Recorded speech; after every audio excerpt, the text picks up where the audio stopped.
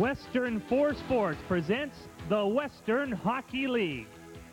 Tonight, from Queen's Park Arena in New Westminster, a battle of the two most improved teams in each division, the New Westminster Bruins and the Brandon Wheat Kings.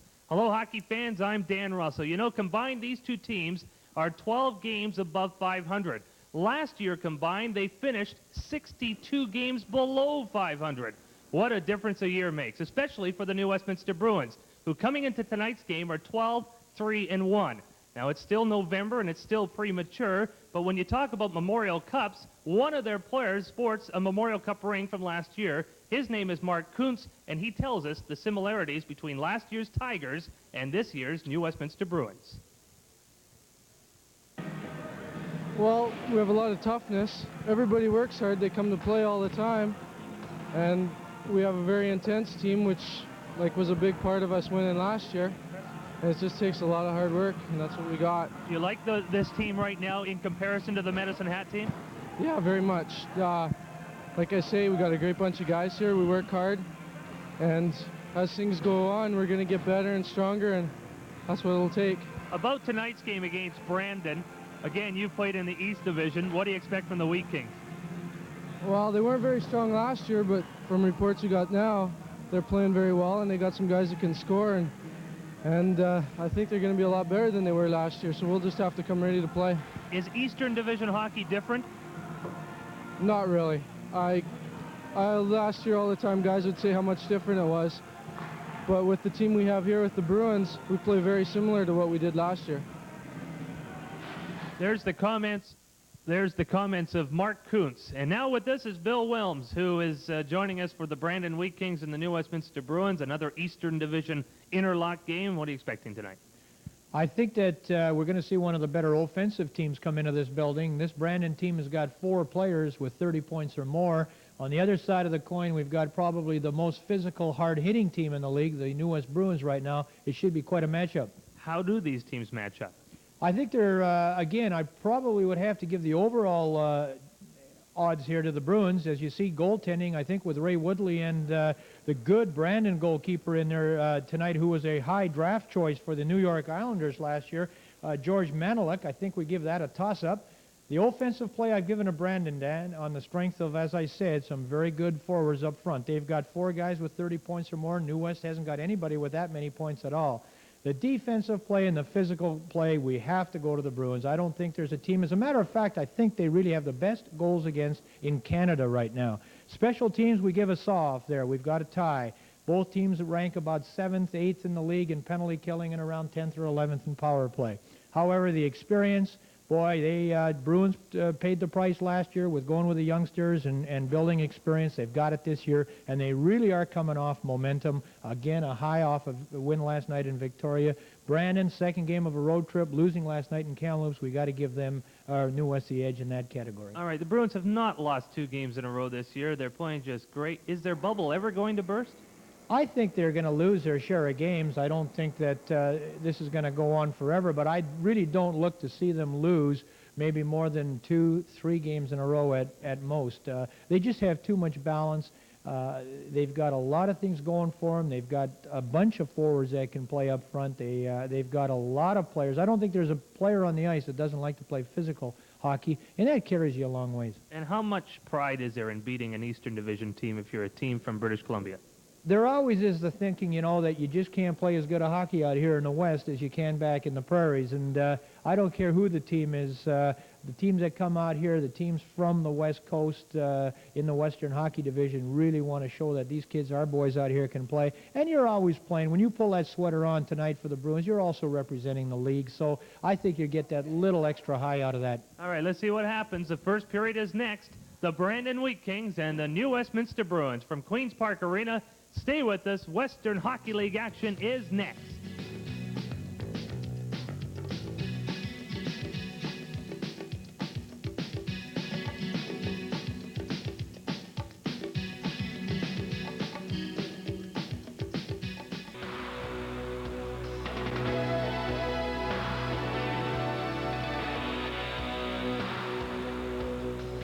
Welcome back to Queen's Park Arena. Dan Russell with Bill Wilms. We're getting set for the start of the first period. Brandon Wheat Kings and the New Westminster Bruins. And we have two pretty good goaltenders here tonight, Bill. We do. For the Brandon team, we'll see a guy they're very, very happy to have back. That's Ray Woodley. I think right now he's part of the best two-man goal system in the league right now between Ray Woodley and Dusty Imu. A fine goals against average of 3.58 and about an 8-2-1 loss record. So he's playing well for him. Maneluk in goal for the Brandon team. As I said, they were kind of lucky to have him. They thought he was ticketed for the International Hockey League, and he's a fourth-round draft choice, New York Islanders, so we expect good things out of him tonight. All right, the Brandon Wheat Kings in those black uniforms shooting right to left on your screen as we just get underway here in the first period. That's Malone with the puck at the left point. The Bruins are shooting left to right with the white uniforms. And number 22 going in there to forecheck is Barry Dreger as the Bruins get possession of the puck for the first time. Epoch's long pass goes to Rawson right in on goal. He stops, he passes, misses Sage with the pass. It goes over to Holick on the boards. Now in front to Sage, shot goes wide. Epoch from this point can't pinch in to hold it in. And back the other way comes Odgers. Odgers flips it in and Woodley controls the puck for the first time, leaving it for Paul Epoch. The Wheat Kings have made their first line change, and they control with Bob Woods at center ice. Two-line pass offside into soon Cam Brown, also taking a two-line pass, so the face-off will originate in the neutral zone. We asked Coach Van Horlick prior to the game if he knew much about the Brandon team. He said very, very little. As a matter of fact, he was hoping to get up and talk to a couple of the scouts that might have seen the Brandon team prior to tonight's game. But that's one thing when you do play the interlocking schedule, you haven't got the time nor the finances to pre-scout. You take what you get game night. The report that we hear up here in the booth is that if you're going to beat this goaltender, Maneluk, you got to beat him in tight. And they won't forecheck a lot compared to other teams. Offside at the blue line, in too soon on the right. Last week when we saw Saskatoon in here, we saw a very ferocious checking team. But Bill Shinsky, the general manager of the Brandon Wheat Kings, says no, his team will not send a lot of men in. They'll come back and try to stop you at the other end. They're a very offensive team. They do put the puck in the net. And you get a look at Chuck Silver out there. He's part of that offense. Great from the blue line in. I'll tell you, that's somebody they're going to have to watch because he doesn't do much beyond that point, but once he gets it, he's dangerous right in the other team's zone. Steve Jaques controls for New Westminster. Gets the puck for Scott Daniels. Long pass for Spenrath. Puts it behind the Brandon goal. Bingham going to this corner to chase against Dale Marquette. Bruins got the puck with Jaques at the point. Spenrath trying to get it. Marquette for Brandon, lost it to Daniels. Marquette is dumped. Play on, says the ref, and Chad Silver from the blue line shoots it in. Woodley easily makes that save, and now McPherson makes Chad Silver pay for it. Now there's a shot from the point, and Woodley makes the save on Cheveldayoff's blue line shot. Minute and 40 gone. First period, no score. Scott Daniels weaves through center ice. Daniels in front for Spenrath, trying to pass it back for Jaques, taken off the puck by number 11, Marquette. Now chasing it over here for the New West Bruins is Steve Rennie. Rennie bumped off the puck by Woods. Fans yell for a penalty there. Jaques has it. He's hit. Gets it to a former Bruin, Troy Kennedy. From center ice, Kennedy 2-on-2 with Jaques. Jaques takes it off his skates, and he's a dangerous shooter. Didn't get a shot away. He's one guy you want to watch. There's a giveaway. Kennedy controls back for Jaques. There's a shot. Good save by Woodley on the shot taken by Murray Rice. Rice now in front of the net tries to tip that shot from the goal line. Wienke shot that. From behind the goal, Menard trying to center it. Kennedy's in front, and it just misses the pass. Going into the corner is Kennedy. Back for Silver. His shot picked out by Woodley, and he holds on to stop the play. If number 7, Black, looks like one of the biggest guys on the ice, believe me, at 6'3", 204 pounds, he is the biggest forward. Murray Rice playing his 4th year with the Kamloops team, but a good look at Woodley. He's looked sharp. There's that big lad I was telling you about. He's played defense most of the season until about halfway last year, and he went up to the forward line. But boy, that guy's one big hockey player. Shot from the blue line. Woodley makes that save. The Brandon Wheat King shot from the point taken by Paul Giokas. And Woodley's had to make 3 or 4 saves here in the early going of the first period. The clubs both played last night. Victoria was the Bruins' opposition, and New West won 5-3 on the island, while the Wheat Kings lost 9-4 in Kamloops. Giokas takes that shot, doesn't reach the net. Another shot. Woodley has to be sharp to stop that one. A real sneaky little shot taken by Terry Menard. Dangerous play in front of the net.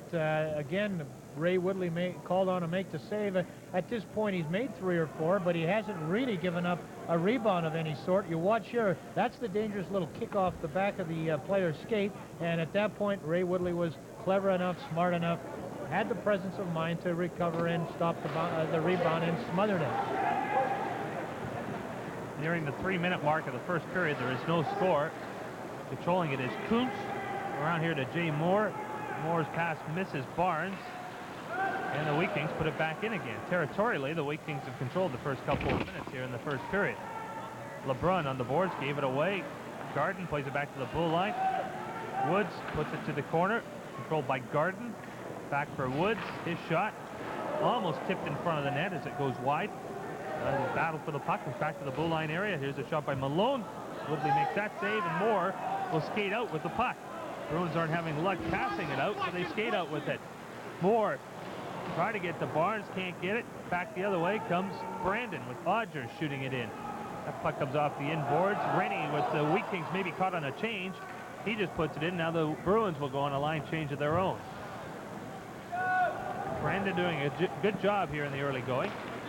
Getting possession of the puck, and over the line is Jaques trying to cut through. Marquette's shot was wide. Jaques from behind the goal leaves it there. Or will he? No, he controls it. Chad Silver was also behind the net. That's Silver with the puck right there, waiting for somebody to break. There's the pass in front, intercepted by Sage.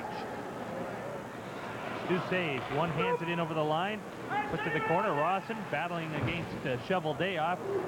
Wheat Kings get it, and quickly they make the transition and get it out to center ice. No score in the first period. Delayed offside, waved off the Brandon line. There's Rawson alone in front if he can get the pass from Mike Paz. Puck does loose in front of the goal. Now Woods gets it. Here comes our first penalty, Bill. A high sticking minor for the Brandon Wheat Kings. And the Bruins are going to be first to go on the power play. A very clever, well thought out first 5 minutes from the Brandon standpoint. I think a very good effort on the road to this point. As a matter of fact, we've almost played 5 minutes to this point, and the Brandon team hasn't allowed New West 1 shot on net. But I think they're going to have a little bit of a problem here now in that they have a 2-minute penalty to kill, and we will see the New West power play, which really hasn't been all that particularly effective to this point this year. Cheveldayoff, who will meet in our first intermission. High sticking at 4:24. Bruins on a power play. Menard controlling from the left point. Epoch's playing the right point. They get the puck into the corner. Rawson's in front. Sage is also up front for the Bruins. It's a shot. Score! Donald Menard shot from the blue line. It's a power play goal. Bill, I think it went right through without touching anybody. I really think the goalkeeper did not expect this. It's very, very seldom that you see a wrist shot from the point. Now, Donald Menard will get the puck back at the point, and really, I don't think anybody in the building expected a shot at this point. He just took a real good snapshot from that point, and not an awful lot of traffic in front of the net, but the fact that he didn't take the time to draw the stick back. Watch. He'll come back to 17 at the left point. Now, normally he would take that stick way back and telegraph it. He just wristed it, got something on it, put it in the corner of the net. 1-0 New Westminster. We'll wait for the announcement. I think it's Menard's first. If it's Menard's goal, it's definitely his first. And there was almost his second as he ripped that one. And that time, the goaltender, Maneluk, was alert to make the save. Now it's offside at the blue line. Menard on a power play 11 seconds after the penalty had started. And we'll wait for the official announcement on it. And for Menard, it's goal number 1. Interesting to see again, as you get a look at Donald Menard, the point man that Coach Van Holick had on the ice. He really does not go to an individual power play set. You might be looking at other defensemen of the fine crew that they have. We'll pick up the announcement here. Number 17, Donald Menard, assisted by number 11, Scott Rawson, and number 12, Mike Haas. But he had a couple guys on the point there, Menard and Epoch, that really don't see that much power play time. And as I said last time, I think that's great. You give up a little bit in your power play efficiency, but boy, do you gain back in team spirit. Darwin McPherson having trouble with the puck at his own blue line, brought in over the line by Menard, winds up, fakes, shoots, good save, and Woodley kicked out the shot by Terry Menard. That is no relation to Donald Menard, who scored the Bruins goal and almost had another. But Terry Menard just had Brandon's best chance. I hope we get a chance to see that again, because there's a problem that Jaques had in letting him close in over the blue line. Now it's controlled by Terry Menard, having a good shift, kicks it in over the line to Rice, back for Menard. intercepted by Spenrath. Kennedy tries to take out Spenrath on the far boards. Daniels is in there. They all in there, and they hold the play. We'll have a face-off in New Westminster territory with the Bruins leading 1-0. A couple good forwards now. They watch him come in over the line. At this point, Steve Jaques is backing too far up. Number 4, that's a pretty good offensive play that the Brandon team, a good man that he allows to come in there. He's got to stand up more at the line to check that. In fact, the most surprised player in the rink was the guy with the puck that he wasn't stood up. He actually had time to pull a stick back a couple times and then get the shot on the net. Bruins normally very, very good at standing up and holding the blue line. Coots around the boards. LeBrun can't get it. Shot from the blue line. That's Cam Brown in the corner. Now to the line, it's Woods. His shot. Woodley makes a save and has a little trouble holding on with a big pile up in front of the net. But he is successful in holding on. Woodley's been the busier of the 2 goalies in the first 6 minutes. And that's, sorry Dan, but that's primarily because the Bruins have not played that strongly to this point physically along the wall. They really haven't done anything along the perimeter. They're allowing Brandon to handle a puck along the boards and feed it into people in front of the net or into scoring positions. This is not a good 5 minutes or 6 minutes to this point from physical play inside their own zone from the Bruins standpoint. Rennie trying to get possession of it. Bruins do lead the game 1-0. Odgers over the line offside. Brandon Wheat Kings have 10 wins already, and it's November. All of last year they had 19 victories. So you know that Bill Shinsky of the Wheat Kings and Mark Pezin, their coach, has to be pretty happy with the way they've started this year in a very tough Eastern division. Well, they're coming off the last 3 seasons. They were last, second last, and last. Now that takes us back to the 84-85 season. And prior to that, the 83-84 season, they had a fairly good year, and that's the season that Hextall played in net for them. But yeah, they haven't had much in the last 3 years. They hope to turn things around right now. Woodley controls for the Bruins behind his own goal, leaving it for defenseman Coots. Now to Jay Moore. 1-0 Bruins as Moore puts it in. Off the board. Oh, what a hit. There's a dandy hit on Cheveldayoff by Mark Holick. Now it's an elbowing penalty. I said Holick. I think it's LeBrun who made the hit on Cheveldayoff. It was such a hard hit, it knocked Cheveldayoff's hat off. And then LeBrun came back and followed it up with an elbow. Not surprising. Here's your leading hitter on the Bruins, Sean LeBrun. He does level him. But again, you watch the Brandon player without the helmet. It's not how many you win or lose, but how many you show up for. And look at that. He went right back in the corner after the puck, and then LeBrun tried to hit again and drew the penalty. Sean LeBrun, 2 minutes for high, sticking at 6:21. So it's Brandon's first time on a power play. When the Bruins had their first chance, they capitalized. Let's see what the Wheat Kings do with the man advantage. 1-0 New Westminster. We played 6.5 minutes of the opening period. Trying to get possession was Menard. Menard back in his own zone to set this thing up. They have Terry Jaques, Bob Wood, Murray Silver, and Troy Kennedy on this power play. They try to get out of their own zone. So far they're having a little difficulty. Jaques, the captain of the Wheat Kings, in over the line. Terry Jaques holding it. There's somebody in front. Pass to Kennedy. Off his skates, a bad pass. Sage comes back the other way, 2-on-2 with Rawson. Well, short-handed. Rawson right in, shoots. Good save by Maneluk. And he may have to hold on here. And finally gets a whistle. He has a good quick save on a shot taken by Rawson. It seems year after year we see penalty killers for this Bruin team, whoever they are, come out and try to go to the offense. No difference here with Rawson and Sage. Now they're a man short. Good shot by Rawson, and he's coming around the last couple of games. I don't have it right in front of me, Dan, but I know he's been putting the puck in the net a little bit more consistently, and that's good to see because Scott Rawson, I believe, led the team in scoring last year, and I didn't think he got off to a very good start this season, but good to see him coming around a little bit better. 15 points in 17 games as the Wheat Kings come out of their own zone with Terry Menard from center ice shooting it in. Woodley fell behind the net almost and has difficulty getting the puck to a teammate. Jaques controls. Jaques back to Woods. First times it went wide. Might have hit something in front. Menard from the other point. Tries to find Jaques, but it's intercepted by Bingham. Good heads-up play by Bingham, but they lose the puck through center ice. Brought in over the line by Marquette. Drop pass to Jaques. Jaques might drop it one more. Instead, he holds on in the circle, waiting for somebody to break. Jaques still has it. Now to the other point, controlled by Menard.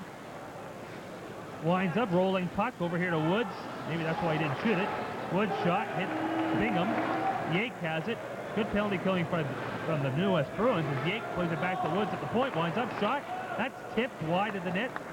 Woodley might have got a piece of that. Wheat Kings trying to win that battle for the puck in the corner. Those are the Bruins. And they tie it up to stop the play. Terry Menard, number 20 for the Brandon Wheat Kings, just coming off the ice. An outstanding career the last couple years at the Tier 2 level. He played in the United States Junior Hockey League last year. If you get a look at the replay here, you can't let that Bruins sneak, or that Brandon player sneak in front of the net on the shot from the point. That's something that the Bruins are going to have to watch. But getting back to Terry Menard, really an outstanding scorer at every level he's really played. 8 seconds left in that penalty. That has the Bruins shorthanded, so LeBrun's getting set to come back out onto the ice. 1-0 for New Westminster on Donald Menard's goal at 4:35 of the first period. And there's the goal scorer.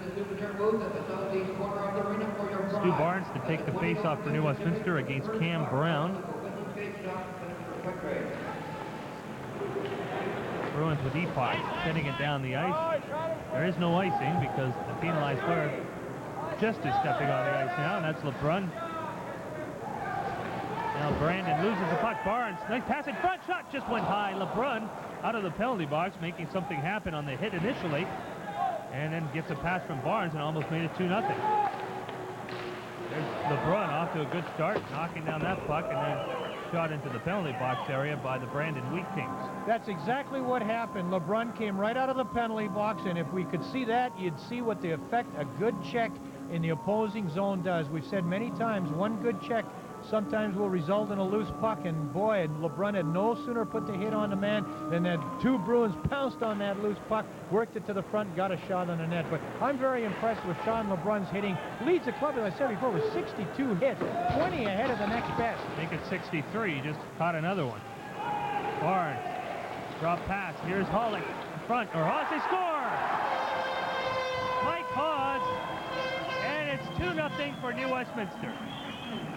And it's all Sean LeBrun, I think, that started this last spark. He's had about 5 hits in this game so far, and he's certainly responsible for what happened on this goal. But watch the hitting. He comes in now. You'll see there's a good check. They get rid of that puck a little bit quicker. Now, in front of the net, the goalkeeper again, not sure exactly what's going to happen. Again, not the slap shot, but the snapshot. A little surprised. I think both those goals could have been stopped. And coming from the goalkeeper that George Maneluk is, it's a little bit surprising. But again, here goes LeBrun.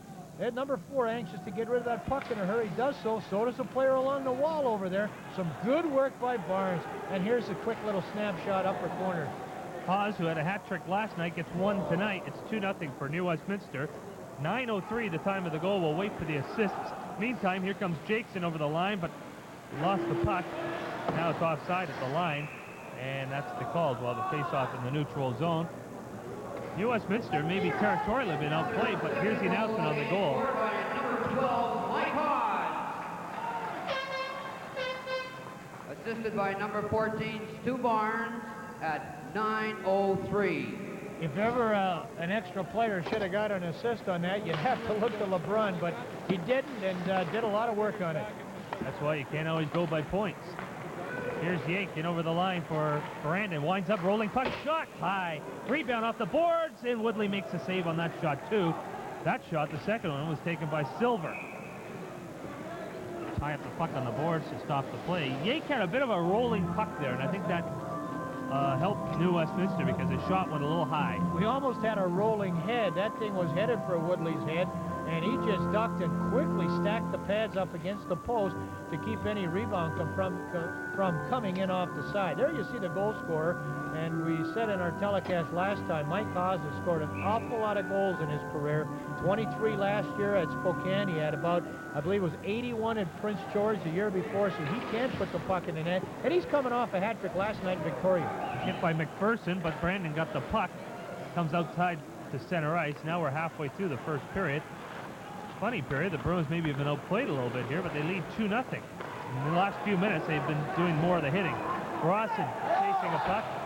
Goaltender got to it first. Maneluk cleared it off the boards, but here's the Bruins win that battle. Here's a chance at the side of the net. I think Holick might have been wise to shoot that puck. Came right out into the slot, tried to pass maybe once too many. In over the line, here comes Garden. His shot handled by Woodley, and he leads it for Rawson. Oh, is he hit? Well, if that wasn't a penalty, I don't know what was. And the fans agree with you, but so far no arm up by the official. Play on. Bruins make a change quickly. Here comes the Wheat Kings with Wienke in over the line, or at least to the line. He shoots it in, and he himself heads to the bench on a line change. Spenrath for New West. In trouble with it.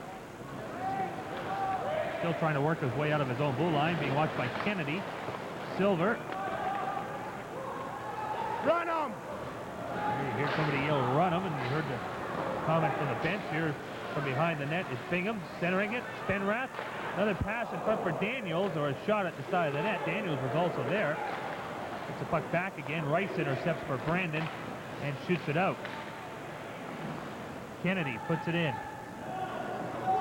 Kuntz gets to it first. Around the board, Spenrath. He has trouble. Daniels plays it back. Moore and Bingham will try their luck from this side. That's Moore getting it to Bingham, and he gets it out. They pass to Daniels. Spenrath on the left. Brought in over the line. Bump. Making that check was Brad Woods for Brandon. Back comes Dale Marquette. Long pass. Doesn't click. Marquette's a playmaker. He had 7 assists in 1 game this year. That tied a Western Hockey League record. That's him with the puck right there, number 11. Backhanding the puck into New West territory. There's 8 minutes remaining in the first period. It's 2-0 for Brandon. In fact, that's 2-0 for New Westminster. Brandon with the puck, putting it in. Menard at 4:35 scored the first goal. Hawes at 9:03 scored the second goal. Here's Rennie in over the line. Drop pass. Winds up LeBrun. Pass. Barnes shoots it wide. Puck ran off his stick at the last moment. LeBrun made a great play to start it. Gets it back again. Sean LeBrun. Coming out of the corner. Spun around. Play on, says the ref. That should have been a penalty. There's a hit. Jaques is taken out by Rennie. Good hit by Rennie. Moore holds it in. LeBrun's in front. Here's Barnes holding, passing, in front of the net, and goes wide. Again, maybe one pass too many. LeBrun from the corner. Good pressure by the Bruins.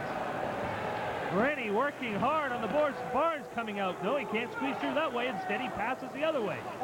LeBrun and Rennie and Barnes doing a great job for New Westminster. And finally, Brandon brings it out with Marquette in over the line. Marquette shot, and Woodley makes a save and kicks it into the crowd. That's an excellent clinic on forechecking and really playing the offensive play. This is Rennie, a drop pass. Watch that fake, and what a play. It was, don't often see Barnes mishandle a puck like he did there. Goalkeeper was in good position to make the save. Barnes would have had to go upstairs on it, but nonetheless that he did miss it. But now we see Moore with his chance, and this again is Barnes, and he makes a good play. He just can't get it across. But look at how quickly the Bruins go back after that loose puck. Their physical play to this point has been strongest in the Brandon end, and it's coming from their forwards. Here's Sage taking a shot, kick save by Maneluk. And now the Wheat Kings get it out to center ice. Hawes back in his own zone. Rawson now to Sage. To Sage over here for Hawes. And over the line, shot just went wide. Sage takes a hit, misses another, comes up with the puck, centering it. There's another hit. Fans are yelling for a Brandon penalty. Doesn't come. Good hits. Epoch shot. That's saved. Maneluk kicking his pads out to make that save. Bruins starting to really take over in the last couple of minutes. And what a job Sage did along the boards there. I mean, he really takes the puck anywhere, at any time, and you'll never see Stuart Sage back away from the wall. If that's his shortest place to get to carry it, he goes along the wall. If it's between players, he'll go between players with just outstanding offensive skills by number 15, Sage. 6:10 to go in the first period. The Wheat Kings only have 2 returning defensemen from the Western Hockey League. Watch the play along the boards, Dan. Look, avoids that one check, avoids another check, stays on the puck. How does he get out of 2 players along the side boards? Again, we're alluding to the fact that Brandon with only 2 returning defensemen. I'm wondering if that's part of the pressure in the last couple minutes. It's got a lot to do with it, and I think the Bruins have capitalized on that and found, and realized that with inexperienced people back there, but you still got to have the forwards that are willing to go in there and do the bumping and the grinding for them, and it seems like the Bruins this year have exactly that kind of squad. There's your score. We've played 15 minutes in the opening period. Goaltender Maneluk for Brandon Wheat Kings. I don't think he's looked sharp on both goals. I thought both were probably a little on the weak side. Draft pick of the New York Islanders in the 4th round. And he's played very well for this Brandon team this year. But as Bill mentioned, he's had chances to make saves on both goals. See that hit in front of the net, goes back towards the blue line. McPherson pinching to hold it in. Now a 3-on-1. Menard for Kennedy. In front of the net is Silver. Chance in front, and it's just tipped wide. Chance for the 3. Brandon Wheat Kings almost finished off.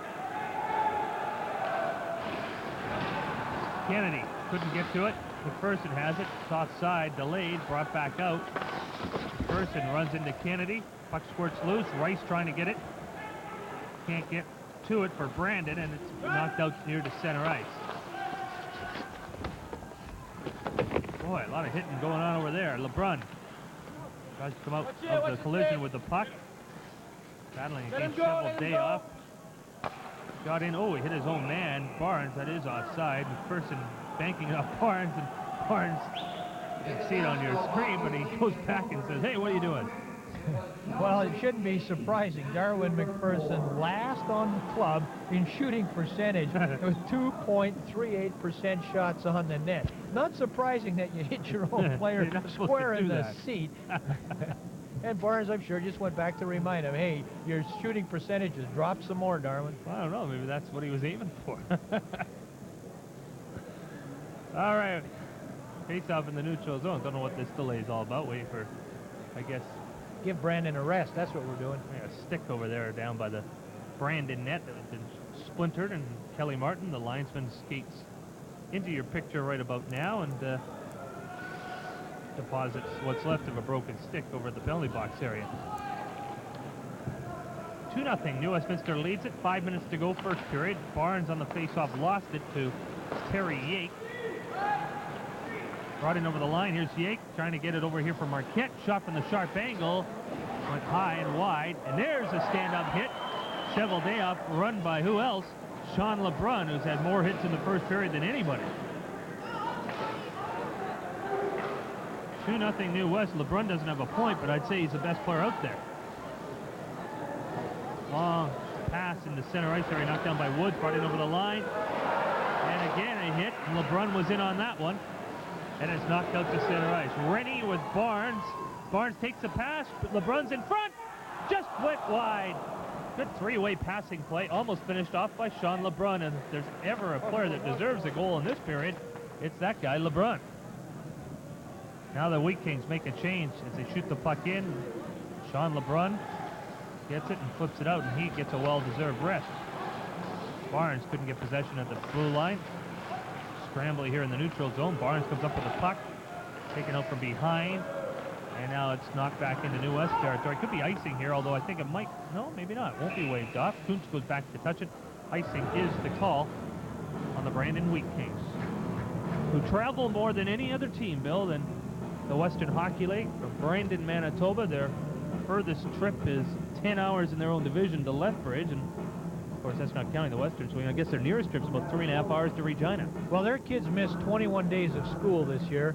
Last year, without the interlocking play, they missed 27 days of school, and they still have 6 boys that are in university at Brandon University. And many others in high school.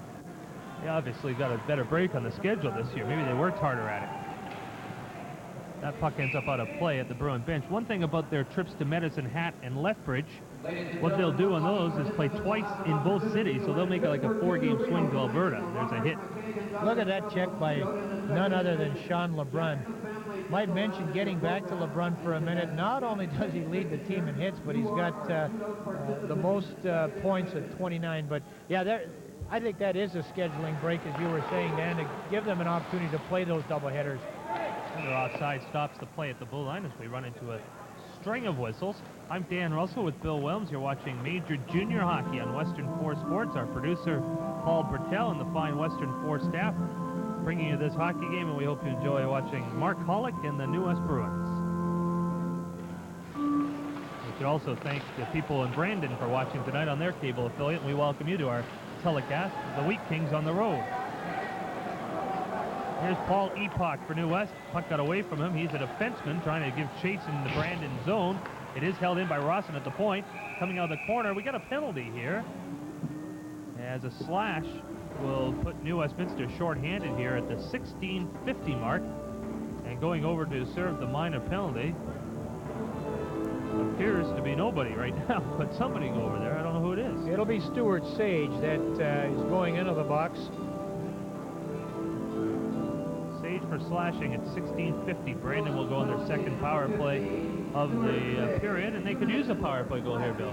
They could with 3:10 left. This would do them well to get back into this hockey game. Bruins penalty killing, not the greatest, very suspect at times, but certainly they're developing into something, and you know you're getting a little bit more confidence in your penalty killing when the two guys you send out to kill it start going on the attack. Here's Woods bringing it in over the line. Puts it behind the net. Over there is Kennedy. Rice is in front of the net. Number 7, that's him with the puck behind now. Centering the puck. Goes back here to Woods, but he cannot hold it in. And Bingham takes it off his stick. Has a chance for a break. Bingham being joined by Spenrath as he goes to the corner for the puck. Jaques tries to take him out. Jaques takes his man out, waits for his teammate to come in to get the puck. And finally, the Wheat Kings do get possession. Terry Jaques for the Brandon Wheat Kings through center ice. Now to Menard. Back here to Jaques. Winds up, shoots. Good save by Woodley. Holds on, stopping the play on the shot he saw all the way. Jaques had 44 goals last year, so he's certainly a sniper, and 102 points. I don't think he's going to get many from that point, with Raymond Woodley getting that kind of a view of the shot all the way. You know, it's so good for the team when you're getting that good goaltending that Woodley and now Imu are giving to the Bruins. You can play just that much more recklessly and with that much more abandon when you do know that you've got that great goaltending back there. If you got somebody shaky, you know you're just that much more on edge. You don't take the chances, and here you see the Bruins killing the penalty. Jaques has the puck again, as he has it all night on the Brandon power play, centering the puck, and it ends up on a New West stick. Terry Jaques, I don't think, has had a particularly strong period in passing. He's certainly their power play trigger man, because he seems to have the puck a lot during their power play setups, but he hasn't done very much with it. And again, he has a little trouble. He takes a slash. Then he takes another one from LeBrun. Jaques gets a pass back again, cutting in on goal. Jaques right in, and it knocked off his stick. Another chance for Malone went wide. Malone had the goalie a little bit out, but he shot wide. LeBrun one-on-one in on Woods. He goes right for the net, as you would expect LeBrun to do. Now he says, I'm going to go back towards my own net. We're killing a penalty. We'll put it in. And LeBrun again draws a good hand as he goes to the bench. Minute 22 left in the period. There's 10 seconds left in the penalty. Troy Kennedy brings it in over the line, takes a hit by Jaques. They go to the corner for the puck. Marquette coming out of the corner. Marquette shoots. Good save. Rebounds right in front. Another shot. They score! The Wheat Kings finally put it in. I'm not sure who tapped it in. I think it might be Chad Silver, number 15. And right at the very end of a power play, the Wheat Kings get on the scoreboard with a late first period goal. Well, 11 Black, Dale Marquette, who scored 7 assists in one game this year, actually comes out of the corner of the rink with the puck, gets it in front, and we really didn't tell at this point who has put the puck in the net. As you say, it looks like possibly Kennedy, but that's coming out of the front of the net there, and it is 23. No, it's Silver. Or it is 15. Silver? Yeah. 15 scoring the goal. Chad Silver. This is the first period. We're in the last minute. We'll wait for the announcement on the goal. We have it as Silver up here at 18:52. It is not a power play goal, as the penalty had expired. but certainly not enough time for the Bruins to get into the play. As the Wheat Kings get a big goal, and that's the 7th of the year for Silver, putting them back in the hockey game. And here's the announcement. Scored by number 15, Brad Silver, assisted by number 3, Bob Woods, and number 2, Kevin Cheveldayoff. The time of the goal was 19:52. I don't know how Dale Marquette doesn't get an assist on that. It was him that came out of the corner with a puck on it, got it to the front of the net, and it was Silver that did put it in. But nonetheless, that's how it stands, and what a big goal at this point in the hockey game for the Brandon team. There are 39 seconds left in the period. 2-1 the score. New West scored the first 2 on Menard and Haas, and then Silver gets Brandon back in at 2-1. Cheveldayoff has the puck. He'll be our intermission guest. Moore held it in at the blue line. Now to Sage. Sage trying to come out from the boards. Taken off his stick by Menard. Intercepted by Haas. Right in. He shoots. And Maneluk makes the save. Puck still loose right in front of the net. Or at the side, rather. And somehow the Wheat Kings got it out of harm's way. Now tipped down the ice. Could be a race for the puck for icing. Silver. Or Rice, rather, against the New Westminster Bruins player, Kuntz. And Bruins get to it. So 11 seconds left in the period, and the faceoff will originate in Brandon territory to the left of goaltender George Maneluk, who 1 year played for the University of Manitoba.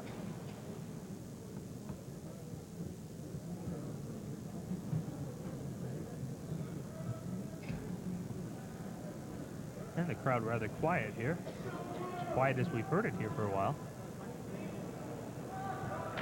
Goal took a little spark out of the crowd. And you know, with 11 seconds left, all New West is trying to do is work the puck for one shot on this. If, again, they can win the face-off, it's a pretty important face-off, and that's one of the reasons players a little quick in there.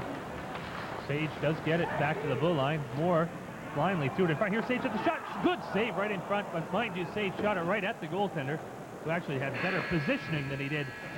Better skills there, but he made a good save. Maneluk did, and that was exactly what the Bruins wanted, that one shot, and they got it. And again, from none other than Stuart Sage, who also had such an outstanding period. The thing about Sage that impressed me, too, is in last year's tough schedule when the team finished so poorly, I think he had 12 goals versus a Kamloops team alone, Dan. So Sage has got a real nose for the goal, and I'll tell you what, he does anything to put the puck in the net. We'll wait for the shots here in a second. Then we're going to talk with Kevin Cheveldayoff of the Brandon Wheat Kings. Funny first period, 2-1 for New Westminster. I thought when they got their first 2 goals, Brandon was controlling a bit of the play, and then when Brandon got their goal, I thought New West had it better territorially. Brandon had it territorially, I thought, everywhere except in their own end. I thought that's as fine a period as I've seen some of the forwards for the Bruins play. Jean LeBrun for one, and I thought that physically they were just outstanding inside the Brandon team's blue line. You know, if Brandon came here tonight expecting a physical game, the Bruins have not let him down in their own end of the rink. They've been out-hit badly in their own zone. But I am a little surprised that Brandon's had as much play in the New West zone, and that's something that they'll have to change up a bit. All right, shots were 16-15 for Brandon. Before we do our interview with Cheveldayoff, it's time for another segment of the Bruins Playbook, something Bill likes to do every couple of telecasts or so. And what do you want to show us tonight? If you're wondering why or what it is that the Bruins are doing different this year, we'll show it to you in this little segment. And that is really the difference between playing and gaining possession of the puck in your zone, making the play to come out of your zone. That's one thing. But to go into the other team's end and make something happen. Now look at the hit. Bingham, the centerman, back to pick up the puck. There's your lead pass, your outlet pass. Now at this point, I think it's Spenrath. He hasn't got anywhere to go with it. He dumps it in. Watch what happens here if you get on the other team quickly. Watch 15 Blue. Gives up the puck because he's going to get hit quickly. Bingham again at the other end trying to make the hit, and the puck ends up on the Bruin defenseman's stick, who shoots the puck on the net. When you see it again this time, you'll see what happens, what we talk about, gaining control in your own zone, making the breakout pass, and then not just dumping in and making nothing happen, but rather going in again and getting a shot on the net. This is Moore in with a hit. That's just a great check. There's your centerman picking up the puck. There's your breakout pass to the winger. Get it up to open ice. Now, if nothing happens, you're being stood up, dump it in. But make sure you chase it. Along the boards here, you're going to see Bingham come in and hit 15. 15 blue, there's the hit. Now where does it go? Right on Steve Jaques' stick at the point, and he gets a shot on the net. Now he's just made a save at that one end, Dan, and it came directly from a play out of the Bruin end. And that is something they're doing different this year than they haven't done in the past. And also, what all good teams do is they do make that transition from picking a puck up in your own end, making something happen in the other end. All right, Bill, I enjoyed that very much, and that is our Bruins playbook. It is time now for our first period interview, and we're going to talk with Kevin Cheveldayoff of the Brandon Wheat Kings, who comes into this intermission interview trailing 2-1. But Kevin, maybe we'll get your thoughts on the first period if you can. Well, it's my first time seeing New Westminster play, and they look like a really good club. They forecheck really heavily. They got good defense. And we had a tough game last night, and we wanted to stay really close in the first period, dump it in, forecheck really hard, and I think you're going to see Brandon Wheat King club come in to the second period and do a good job. How important was that goal with 1:08 to go for your club? Well, it was very important. We had a power play opportunity earlier on in the period, and we failed to capitalize on it. And we did capitalize on the second one, and it's a big boost going into the dressing room, like you say, with 1 minute left. And hopefully we can carry the momentum into the second period. Do the Bruins remind you a little bit about some of the other Eastern teams you played from a bumping standpoint? Yeah, they sure do. Saskatoon Blades, I think.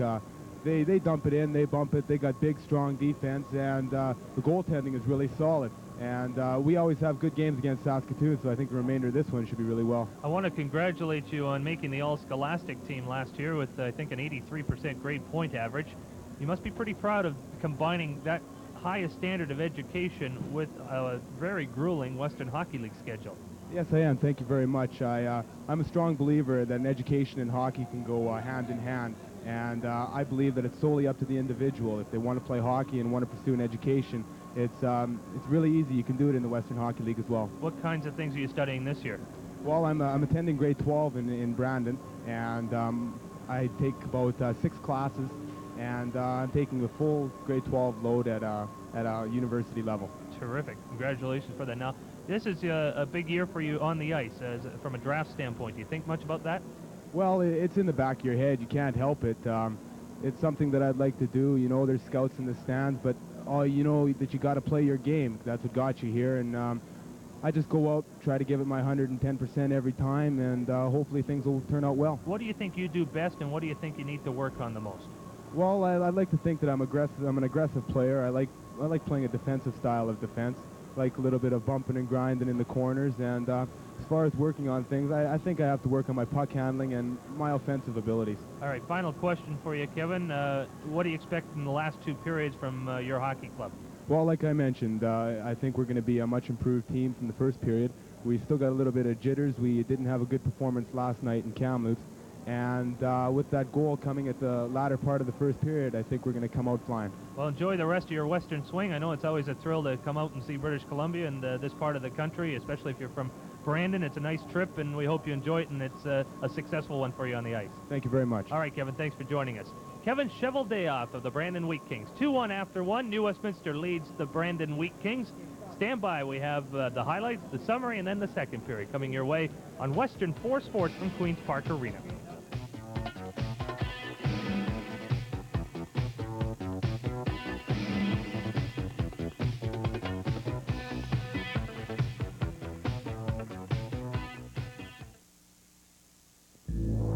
Serving the communities of New Westminster, Surrey, Langley, Fort Langley, and Aldergrove, this is Western 4 Community Television.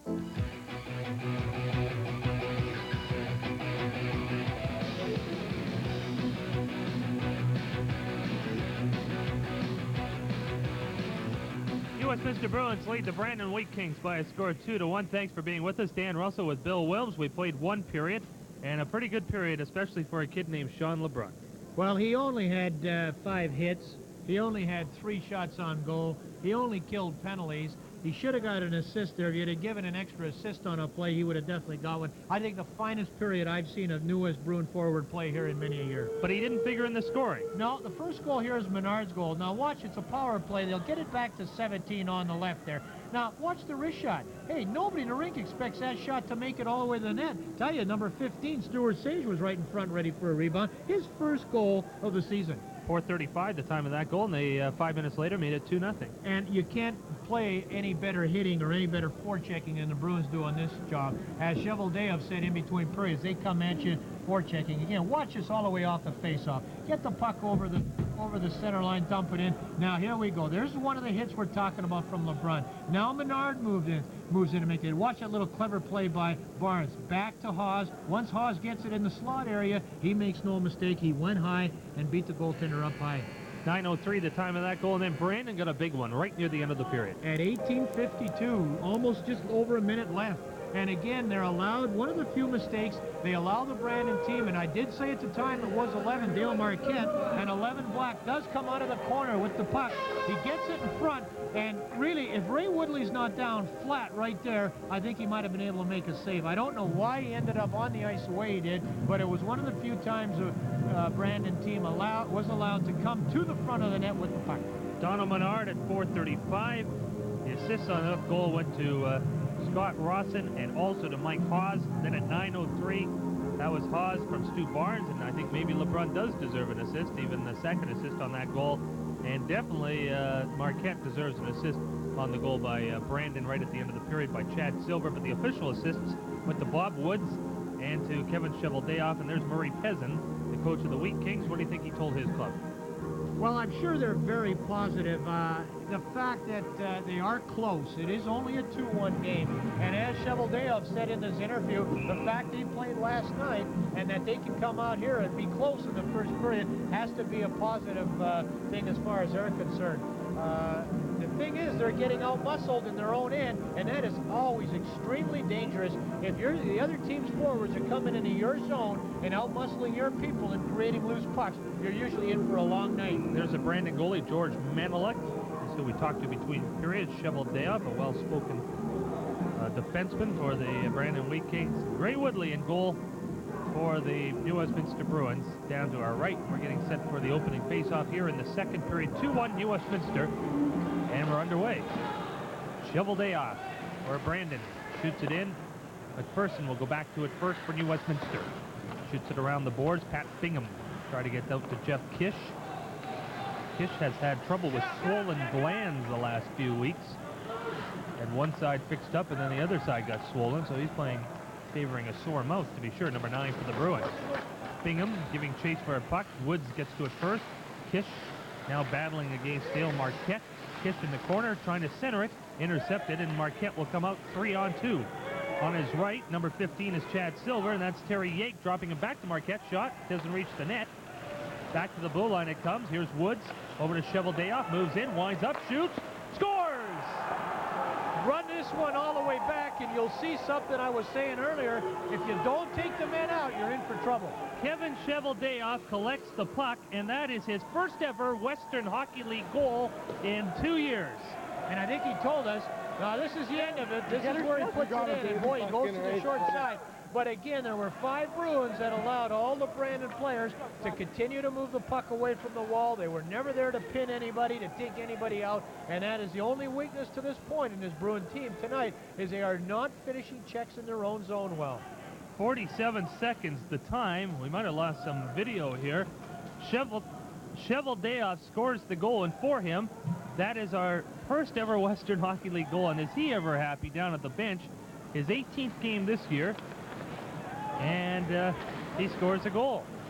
How about that? All right, we get our picture back. I thought we might have to do a little radio play-by-play there. We might still have to. Number 2, Kevin Cheveldayoff, assisted by number 3, Bob Wood, and number 15, Brad Silver, at 47 seconds. Okay, there's the announcement on the goal. Wood and Silver. As the offside stops the play. Cheveldayoff's first ever in the Western League, assisted by Bob Woods and Chad Silver. At 47 seconds, the Wheat Kings score late in the first and early in the second. Exactly the time you don't like to give up a goal if you're the New West Bruin team, and exactly the time you love to get one if you're the Brandon team. All right, from the face-off, it goes back to Malone. Wraps it around the board. Barnes intercepts, trying to get to Rennie. They battle for the puck in the corner. Rennie plays it back to the blue line. Here's Jay Moore moving in, winds up, shoots. Stopped by Maneluk, and he got the rebound to his own player, but he did give up a big rebound there. Kennedy bodied on the boards. Menard trying to get it for Brandon. That's Terry Menard. There's Donald Menard on New West. Puck ends up out of play. And we got a brand new hockey game here. It's 2-2 in the early goings of period number 2.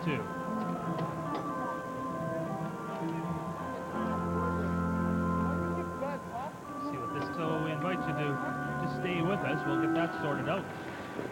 It's a rarity that we have video problems. We have a great staff here, and they're working on it to make sure it doesn't happen again. Rawson. Now Sage. Hand on it. Gets another chance. This time he winds up and shoots it. The rebound is in somebody's knee pads. That's Steve Wienke. He holds on to stop the play. So we get a face-off in Brandon territory.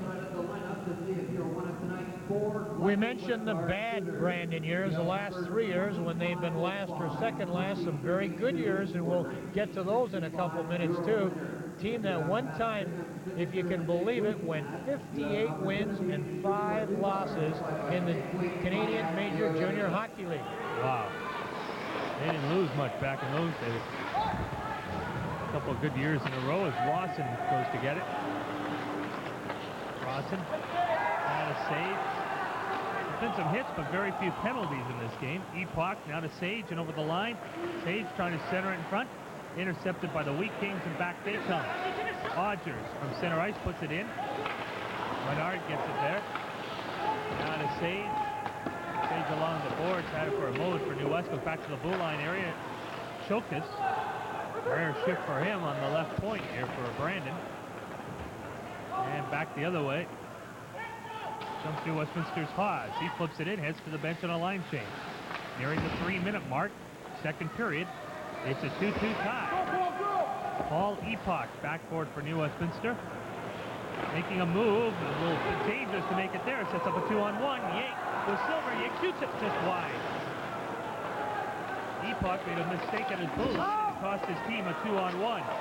The Wheat Kings doing some more bumping here. Cheveldayoff takes a hit from Bingham. It's starting to get rough. Daniels to Bingham. He hits, or gets hit rather, by Giokas. Wheat Kings back in their own zone. Daniels without a helmet. Leaves it for McPherson. Daniels shoots. Had his stick taken out from him at the very end. Almost a fight behind the play. We almost got 2 fights. Yes, we have 2 fights. Bingham is fighting number 5, Giokas, and then getting set to square off right there is Spenrath and Cheveldayoff. And they both started simultaneously. And it was sort of weird because one didn't start the other. The 2 just started by themselves.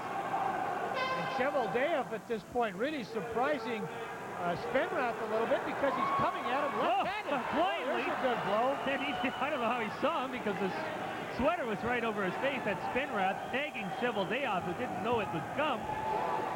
I don't know if we can see this or if we care to all the way back, but I can tell you exactly where this incident started. It was Cheveldayoff walking right into Scott Daniels and getting hit right at the blue line, and then he came back and got nailed by 2 New West Bruins, and you knew that something was going to happen a little bit after that. Here's a 3-on-2 that really didn't happen to much. Oh, that was a stoppage of play. At that point, the fight was on. And as you said, both of them on the same play stoppage, or not on the play stoppage, rather, the one they caused the stoppage of play. So really, both players around, normally that would be a misconduct. 3 minutes and 28 seconds, the time of the outbreak. They'll likely all get 5 minutes each. But you can see it coming. There's some great hits, and it was starting to get rough. And number 5, Paul Giokas. New Westminster, number 26, Greg Spenrath, and number 10, Pat Bingham. All 5 minutes for fighting at 3:28.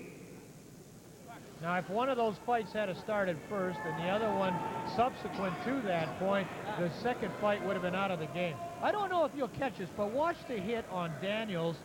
Well, that's, I guess, where the fight started, yeah. But if you went back even further, it was along the boards right in front of the Brandon bench that Scott Daniels had his hat knocked right off. He got a check from Cheveldayoff, knocked his helmet flying. Right after that, 2 Bruins came in and flattened Cheveldayoff. As the play continued up the ice into the Brandon zone, you knew that it was just a matter of time till something was going to happen. So they all get 5 minutes for fighting. So they'll all stay at full strength. You mentioned game misconducts. Kel Zankowski is sitting out his first suspended game of the one-game suspension.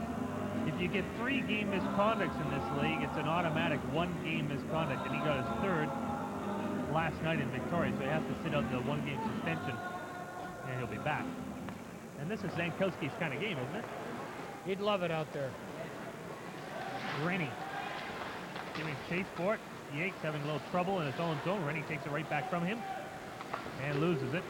Jaques will try his luck once more. 2-2 tie nearing the 4-minute mark, second period. In over the line is Marquette. Puts it to the corner. Wrapped around the boards. Rennie has it for New West. Now to Barnes.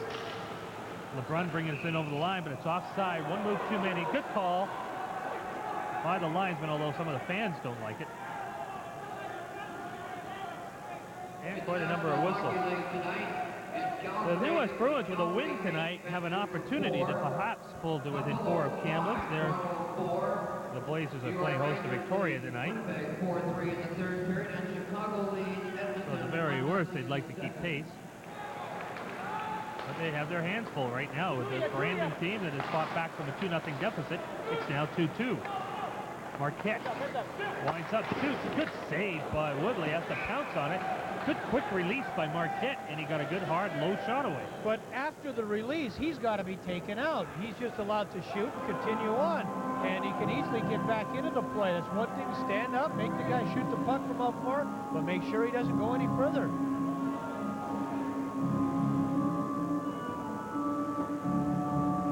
Watch the shot. Now, McPherson has him, turns his back, see what kind of save the goalkeeper's going to make. Make sure that nobody's coming through. Pick up a black shirt on the way to the net.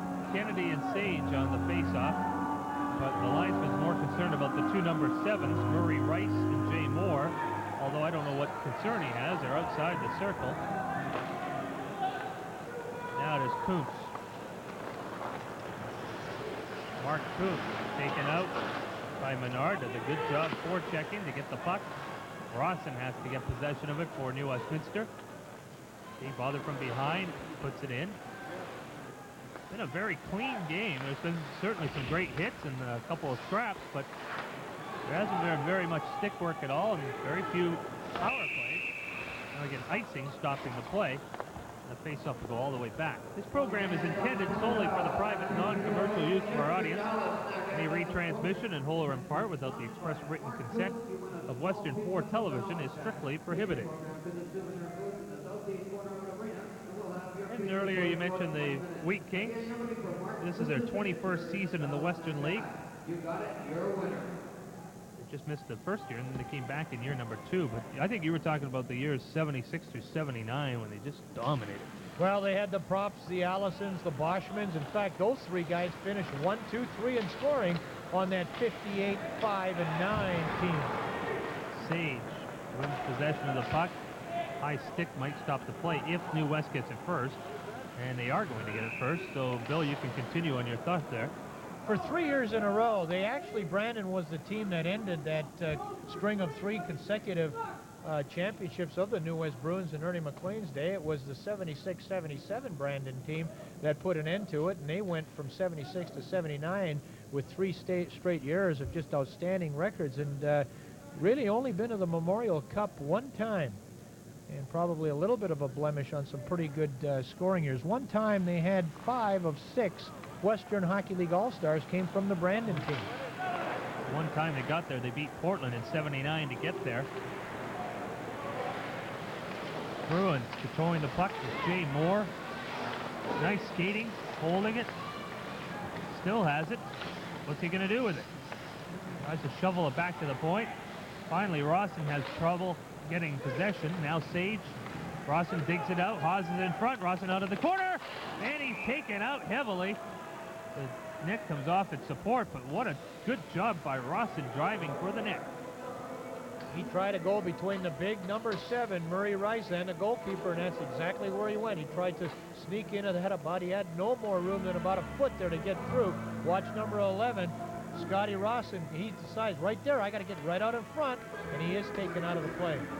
Imagine getting back to the great Brandon teams. Can you imagine having the longest unbeaten string in junior hockey at 49 games? Wow. really unbeatable, isn't it? Boy, they were almost perfect that one year. Their longest unbeaten streak on the road at 17. They even have the record for the most shots on goal in one game, 85. Kish tries to knock it out. Here's a 2-on-2.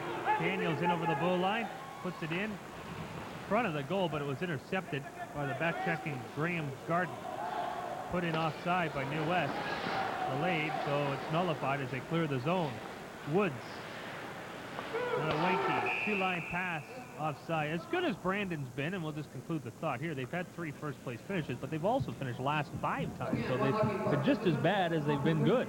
Well, I said this last telecast, I said that in junior hockey it's very, very difficult, or it doesn't seem to happen very much, that a team's win and loss column is more than 10 within each other. Usually they're either very good or the franchises are very mediocre or very poor, and it just doesn't happen very often. But boy, that's been a great Brandon team in years gone by, no question about that. Jaques trying to slither right through, and he upended at the last moment, or at least lost his balance. Then he's taken out hard in the corner by Scott Daniels.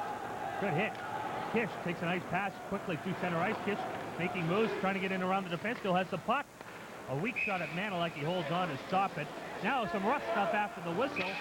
There go the gloves, there go the lids. And now we have Brad Woods and Mark Holick squaring off. Holick in white, Woods in black, and they are really throwing punches. I hope that's close enough for you at home.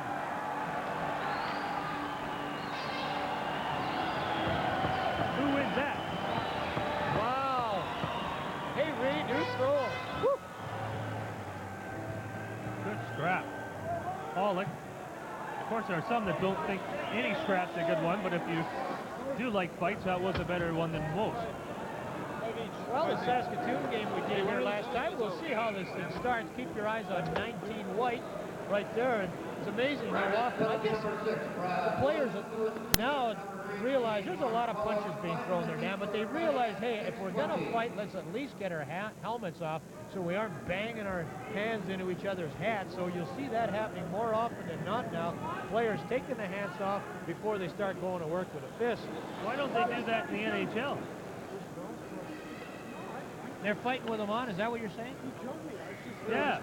Well, wait till these guys get up in the National Hockey League. There's Mark Pesum, pretty good coach, pretty good golfer. He goes through about a 2 handicap on the golf links and works as, I think he works in the pro shop at Gallagher's Canyon in the summertime. Gallagher's Boy, am I jealous. Well, you're a good golfer yourself. You sit on that now. Gallagher's Canyon, that is in Kelowna, where he used to coach, and then he went to Spokane and coached there, and then Bill Chinsky, the GM, hired him in Brandon. Might mention, too, Dan, Gallagher's Canyon, the site of this year's Canadian Amateur Golf Championship, so people out there get a chance to see some of the finest amateur golfers in Canada. They're being in good shape to play that course, that's for sure. There's a lot of hills. Thus the name, Canyon. In over the line, Jaques offside, in too soon is Silver on the right. And the faceoff will come back out. And Brandon will take the opportunity to make a line change. Out over the Panthers. Menard, Rice, and Kennedy. And back on the blue line, they have Dwayne Newman. And then, I don't know, is that Newman's first shift tonight? He told me prior to the game that he didn't think he'd be playing that much tonight, but what an interesting story on this Newman kid. I'll tell you, there's Menard. Now for Epoch. Menard for Brandon is number 20, and Menard for New West is 17. They're both out on the ice at the same time. Newman takes out his man. He's made the jump right from Bantam to the Western Hockey League, number 17 on the Brandon defense. He's played pretty well, too. Kennedy's hit hard by Menard. Epoch backhands it in. Controlling the puck is Wienke. He gets it over there for Rice. Epoch now for New West. Waits for Smace to get in onside. Now comes in with Barnes. Epoch right in on goal. And it just got away from him at the last moment. Epoch's rushing with the puck a bit more tonight. Rice. Long pass. Kennedy offside. 2 lines.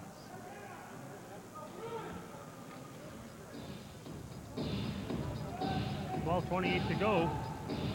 Second period. 2-2 tie. There's the youngster, 17, just getting a rest after, I believe, his first shift. He's done or trying to do a great job in combining music, of all things, with major junior hockey. We might hear from him a little bit later. Puck comes back down into New West territory. Jaques. All the way down the ice. That pass misses. Maneluk, the goalie. Oh, Jaques hits Brandon Wienke, player number 12. Just flattened over there on the far side. I said 12. It's 22. That's Dreger. We didn't catch his number. There's Holick. His shot. Stopped.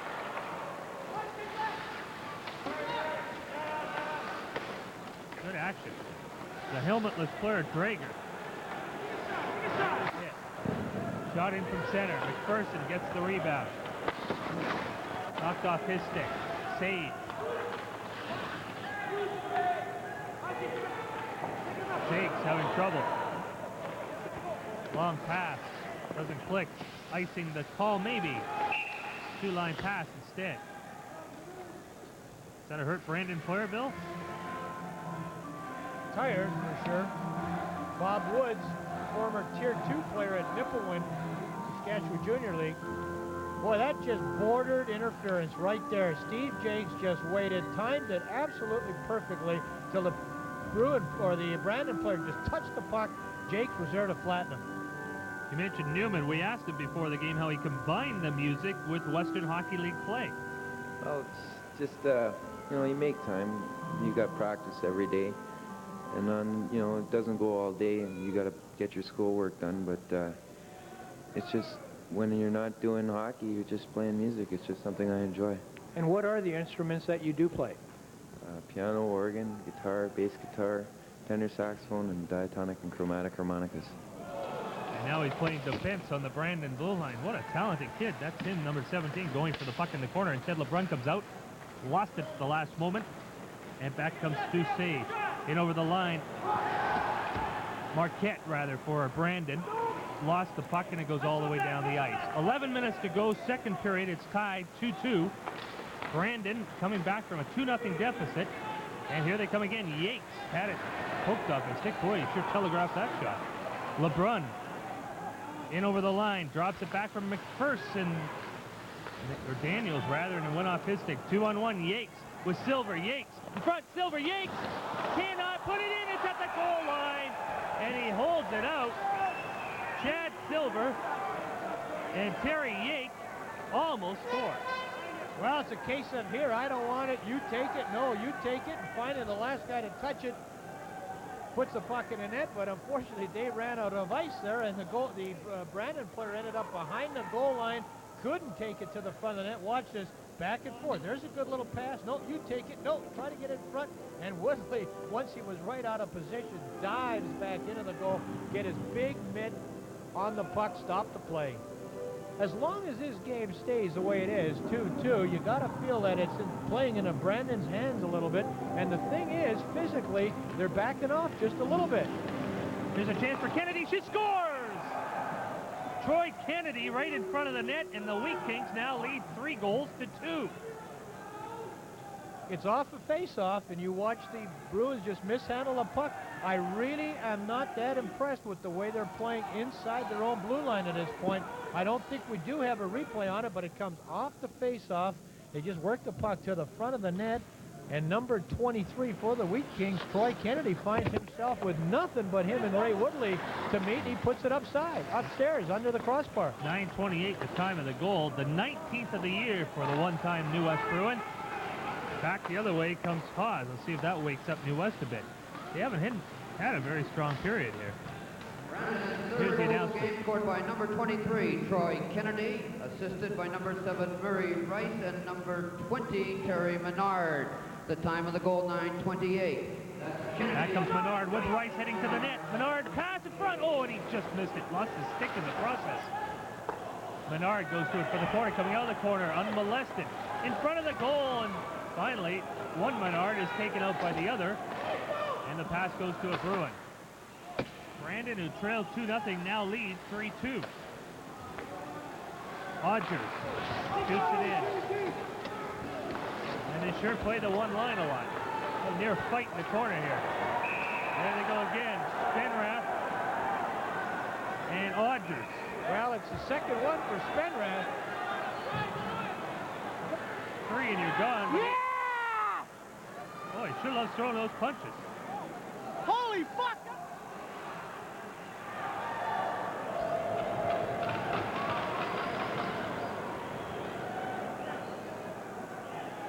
Well, Jeff Odgers from Spy Hill, Saskatchewan. Must be the only hill in the province.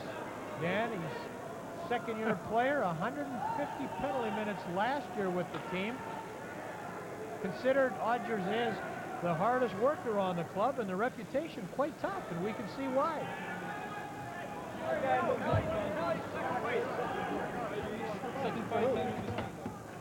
Well, I heard the second fight, 10 minutes misconduct. I heard you say it was the third fight gave you the 10 minutes misconduct, but I'm sure that's what I heard the referee go over there and say. I think the second one gives you a 10, and the third one gives you a game. Here's where it started. Well, they usually start with some kind of check, some kind of a hit. And again, off come the hats. Size each other up. Throw a couple punches and head right for the penalty box. And for Spenrath, he's going to spend at least 10 in there this time. But that doesn't concern that man, Dan, simply because he's got so much balance on the club this year that it really doesn't matter who they put up front. You know that in one of their previous wins over Kamloops, they had 13 different players pick up a point? They don't look that effective here in the second period. A lot of hockey left. 5 minutes for fighting. Westminster penalty number 26, Greg Spenrath, 5 minutes for fighting, and a 10-minute misconduct at 10:32. So Brandon doing a job forechecking once more. Jaques intercepts, shoots it out to center ice. Wienke slots it in, or tried to. Kish intercepts it from him.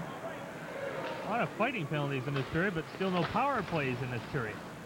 Kish to Jaques. Shot. Doesn't reach the net. Big rebound. Maneluk makes a save, and then Kish missed on the rebound. Kish is taken out on the boards. There's another hit. They're throwing their bodies wildly here. Wienke shoots it in from center. Brandon making another change. They've made a lot more line changes, it seems, tonight. And they're playing the one line, both their scoring lines, quite a bit, especially the Yates line. He seems to be out there all the time, although he's not right now. Here's Jaques. Tripped up. He hit it. Brandon Flair. Daniels from behind the net couldn't get it. Weak game, so he'd get better as this game goes on. There's something going on behind the play. Daniels and Cheveldayoff, they may go. Yeah, they're going to go behind us.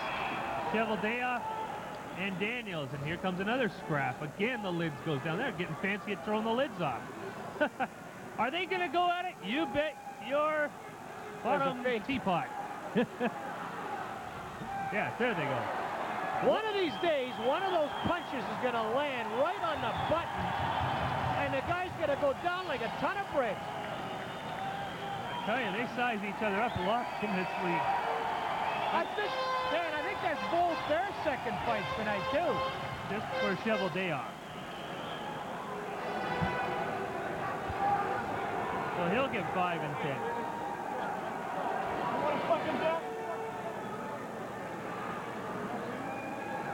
And with 8:18 left in the second period, they'll send him to the dressing room to cool these guys off. 19.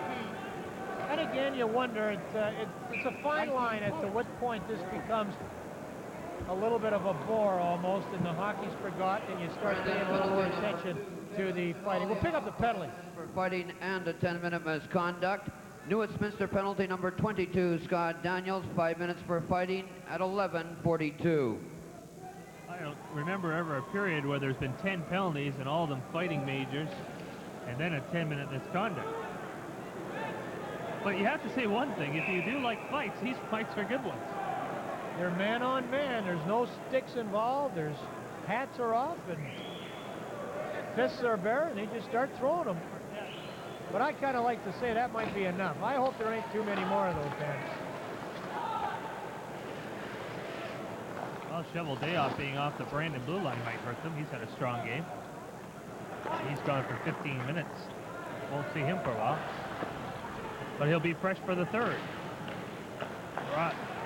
Barnes trying to get stick on. Oh, Woodley had a little trouble off the boards. And holds on to stop the play. Second of a 6-game trip for Brandon. They'll go on to Victoria, then down to Seattle, Portland, Spokane. Second of 8 teams to come in from the east. Losing Cheveldayoff certainly could hurt the team, and they only have, you might have mentioned it earlier, 2 returning WHL experienced defensemen in Cheveldayoff and Wienke. So that leaves them short. They'll have to go with first-year rookies. But the 2 brothers out there, Brad Woods and Bob Woods, playing together, and they don't normally do that, but they're on the defense right now. Rebound in front of the net.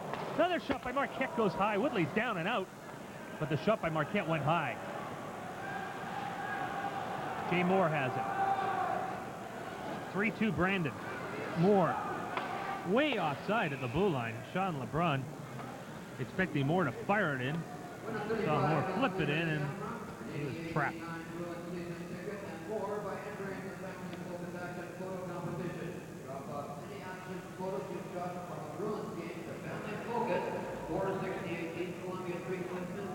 No later than March 14, 1988.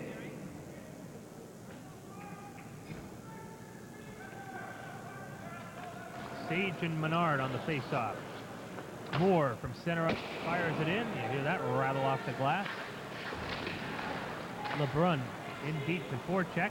Rainey now to Moore. Moore cutting in with some room. Jay Moore right in. Shoots right on, and goaltender Maneluk makes the save on Jay Moore's shot. But again, the shooting seems to be right at the goalie tonight. Not a lot of tough saves for Menard. Jason Moore's shot right there was right at the goalkeeper. It might be that the only place he was trying to put the puck was between his legs. You'll see Jason Moore, 7 white, pick the puck up here, move it very nicely around to the outside. Now comes in on this point, and if he's the only place I think really he could have put that puck would have been in the 5-hole between the goalkeeper's feet, and that's probably where he tried to put it. And a good job by the Brandon defense to tie up anybody else in front of the net. There's John Van Horlick. A word, please, Bill, about what you think his job has been in the first 20 games. Do you like what he's done here? Has he made a big impact? He's got some veteran players now that the team really struggled with last year. Certainly, John's got to get an awful lot of the credit for this team playing well. But, boy, they suffered through a lot of problems last year, and you got to give Ernie McLean some of the credit, too. He worked with these kids last year and did a good job. They paid the price. Wienke for Brandon. Got it out to center. Sage knocks it in over the line for Rawson. Front of the net. Oh, and just missing it, just out of his reach, was number 12, Mike Hawes. Had a hat trick last night, 1 goal tonight. Certainly liking playing with Sage and Rawson, 2 clever playmakers. Kennedy in the corner for Brandon. Leaves it behind the net. Menard trying to center it. Kennedy held tied up, so is Rice. Goes back to the blue line. Shot.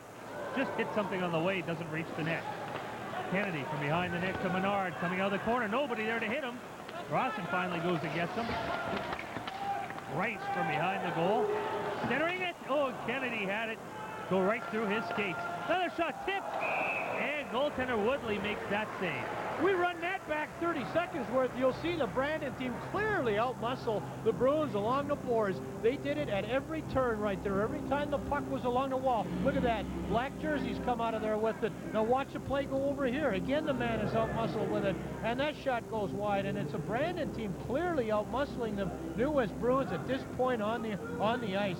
Shot goes wide there again. They're coming out every one of these battles. There again. Look at 7 Black come away with a puck. That's just excellent offensive work by the Brandon team inside the Bruins zone. And it's only because they're physically stronger at this point in the game. They're allowed to walk around and outmuscle the Bruins. Now another fight behind the play. Jaques is going to fight Brandon's Cam Brown. They're in a tight quarters. Steve Jaques is a good fighter for New West, but he's taking a bit of a hit from Cam Brown. Now Jaques gets them back. And you can really see a lot of punches being thrown. I don't know how many are connecting, but a lot of them are. There's the sweater, and I think Cam Brown wins that scrap if you're keeping score. At least the Wheat Kings bench thinks so. And another scrap stops the play, and that one, I think, was meaningless, Bill, to be sure. There aren't many players left on either team that haven't gone out and challenged each other. Steve Jaques and Cam Brown, the latest. Cam Brown, a player who played last year at Weyburn in the Saskatchewan Junior Hockey League, is converted forward from Saskatoon, and he was throwing them pretty good, too. Cam Brown, New Westminster number 4, Steve Jaques. 5 minutes each for fighting at 13:47. So that's 12 major penalties in a row at this. Of course, 2 10-minute misconducts thrown in there.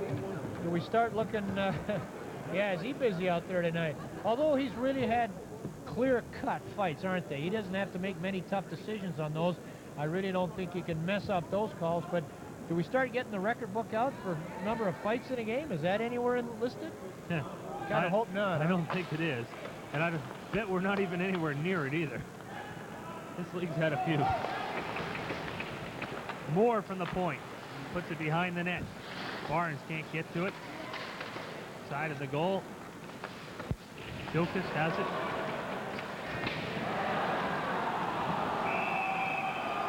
Now we do have a penalty for boarding in the corner. And I think the New West Bruins are going to be short-handed here. We'll have to wait and see. Yeah, LeBrun maybe one hit too many tonight.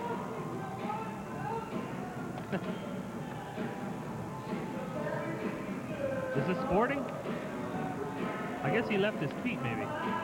Yeah, oh, it's the second hit, I think, Dan, when he gets him from behind. They are calling that one a little more closely this year. I think the first hit was fine. I think when he went after him with his back to him, in other words, his face to the wall, and he got him from behind, that's the one that they're going to call a little bit more often. That might have been the one that put him in the box. Boarding at 14:08. So a third Brandon power play tonight. They are 0 for 2 with the man advantage. And they have Terry Jaques at center ice once more with Chad Silver on right wing and Dale Marquette on left wing. As soon as the faceoff's taken, though, Marquette goes to center ice and they put Jaques over on the blue line, on the boards rather. From the point, Woods puts it in front. McPherson intercepts. Lots of room to get it out. So a big power play here for Brandon. If they can connect again, they would take a 2-goal lead. Sage intercepts. Leaves it back in Brandon territory. Jaques. Skating quickly through center ice. Terry Jaques with room to Marquette. Taken off the stick by Moore. 3 Bruins through center ice. It's 3-on-2, but a bad play by Rawson, as he didn't look for a man to pass it to. Jaques gets it to Marquette. Marquette at center ice. In over the line. Holds the puck. Pass in front. Menard takes it off the glass. There's Marquette cruising in front. Instead, Jaques at the left point. Now to Menard. Back for Jaques. Shot. Tip. Wide. Off the board. Sage might get to it first. He does and shoots it out. 46 seconds left in the penalty as Rawson intercept for a moment. Taken off the stick by Jaques. Now to Menard. Oh, their stick went high by Jay Moore. Here's a chance in front of the net. Good back checking by Barnes. Woods shoots, scores! Woods scores on the power play, and Brandon leads at 4-2 on a goal by Bob Woods. And as you said, a great job of back checking by Barnes on the original man. There looked like a high stick, and over here is Barnes doing a good job on his man, but watch that nice pass back to the point. And that's the only place it could have gone, because all the Bruins were sucked in a little bit deep in front of their own net, and the Brandon player moved into the spot where he had to, got the nice pass, and fired it in the net. Great play by Troy Kennedy to get that puck back. Second goal of the year for Bob Woods.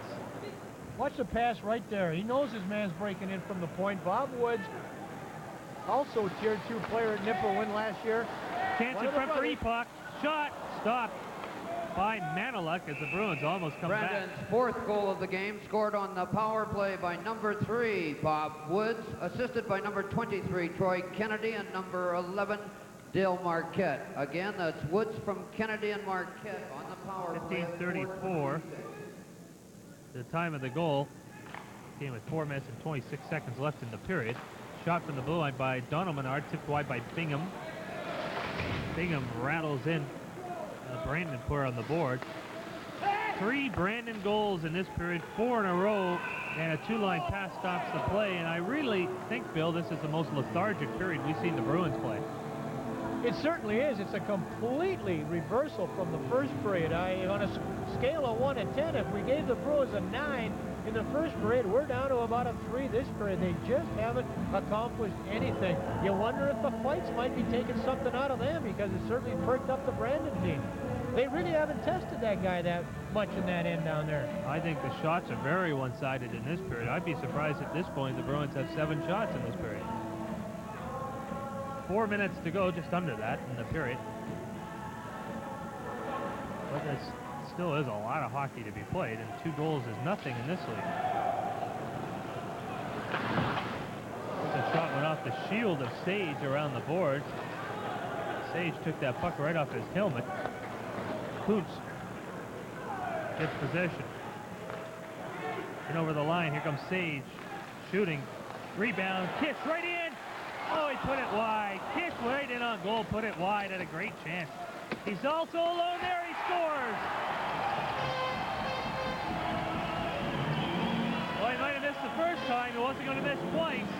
And the Bruins are back in it. You don't often get a second chance. 12, Kitch 15. pitches on the original one right there. But watch the work the Bruins do now to get it back to Kitch in front of the net. Stayed with it, puts puck in, and as I said, not very often you get 2 chances to score in one 10-second span, as Jeff Kitch did there. And for Kish, his 5th. You wonder right here where the other defenseman is. Oh, he fell down. That's the problem there, because Kitch is allowed to walk right in. But Sage, again, working the puck in front of the net there, eventually on Kitch's stick, and it's in the net. Well, it comes a minute after Woods had given Brandon a 2-goal lead. Could get an icing here. We'll wait for the announcement on the goal. Sage will get the 2nd assist to be sure. At least he deserved it. The Bruins' 3rd goal, scored by number 9, Jeff Kitch. Assisted by number 12, Mike Hawes, and number 15, Stuart Sage at 16:33.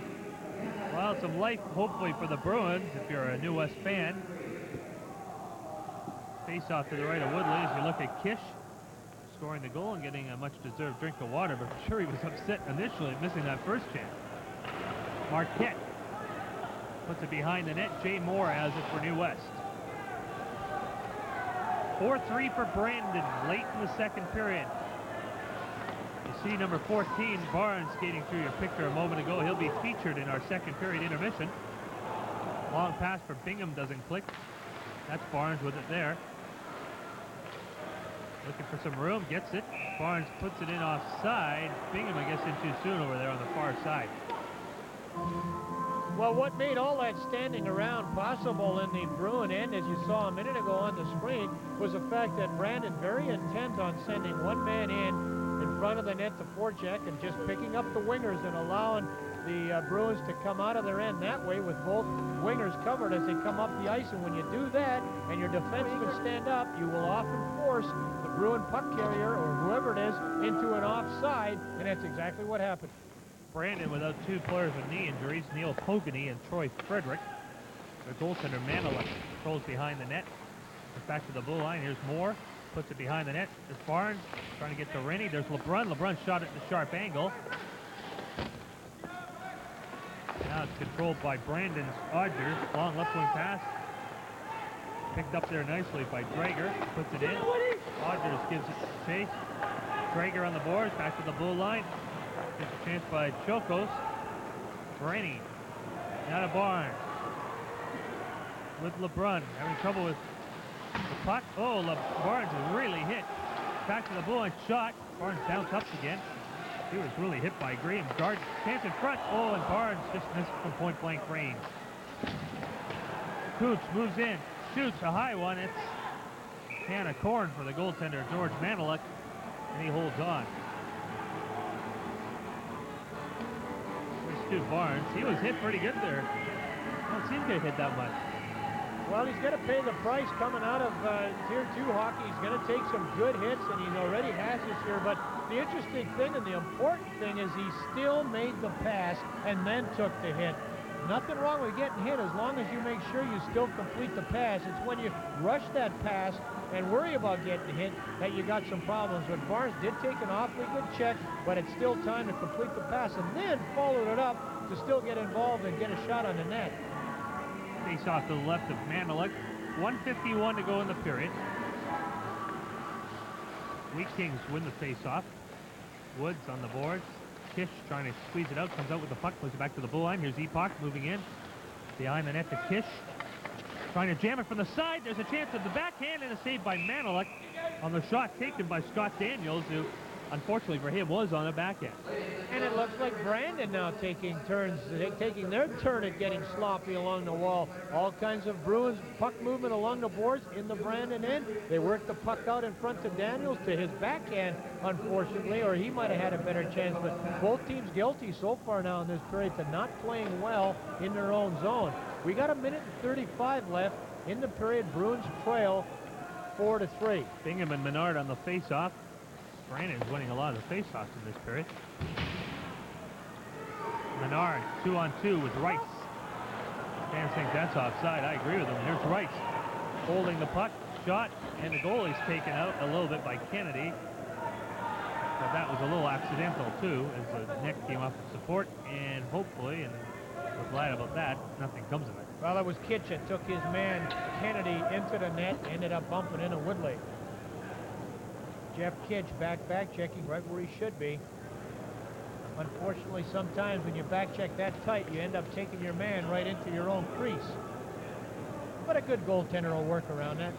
It was 2-0 New Westminster, then 4 straight Brandon goals made it 4-2, now it's 4-3. Menard has the puck. The two Menards battling for it. I'll review the Brandon goal scoring on Cheveldayoff. First ever Western Hockey League goal at 47 seconds. Barry Dreger scored at 9:28. Bob Woods at 15:34 and Jeff Kitch at 16:33. We had Brandon score a goal at the end of the first period and in the first minute of the second period. We're into the last minute and 11 seconds of the second period. It seems to be a fairly critical time, the last minute of this particular game. We'll see if anybody notches one now. Menard, headman pass, picked up by Hawes. Sage interfered with going for the puck by Kennedy. And Sage is taken out hard by Woods. I mentioned Sage played yesterday's game with the flu. He's feeling better tonight. Doesn't seem to be at full strength out there, but he's making something happen now as Rawson drops it back. Here's Hawes, winds up, shoots wide. Menard winds up, shoots wide. Moore tries to hold it in. Now Hawes, now to Moore, now Sage, now to Hawes, shoots, save, and held onto by Maneluk. Mike Hawes just positions himself back there and starts ripping that puck. That's about 3 shots from exactly the same spot. You do that in practice where you line that puck up across the blue line and start firing from one position. I think Hawes must have thought he had practice back at shooting practice in the middle of the day here. Watch him, number 12. He gets all kinds of chances. Right here's one of the first ones. The puck comes in, ends up coming back to him right in that position a couple times. 27 seconds left in the period. Moore takes a shot. That's on the goalie. Big rebound. Rainey all tied up. LeBrun from behind the net trying to center it. Puck still loose. Now it's over here to Barnes. Turns back for LeBrun. LeBrun driving in front of the net. Brandon gets puck. 8 seconds left in the period. LeBrun from behind the goal trying to center it. Was behind the net. Now there's 2 seconds left. And the period comes to an end. Another hit. But it does come to an end with Brandon.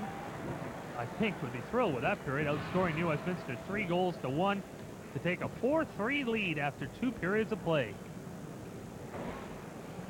When you are a physical team, as the Bruins are, you're going to run into some periods somewhere down the season. It's going to happen more often maybe than you like, and that is that you're going to back off the hitting. You're going to take a little bit off your game, and what happens is you let the other team into it, and that's exactly what happened from the Bruins standpoint. I really am not impressed with their play physically in their own end of the ice.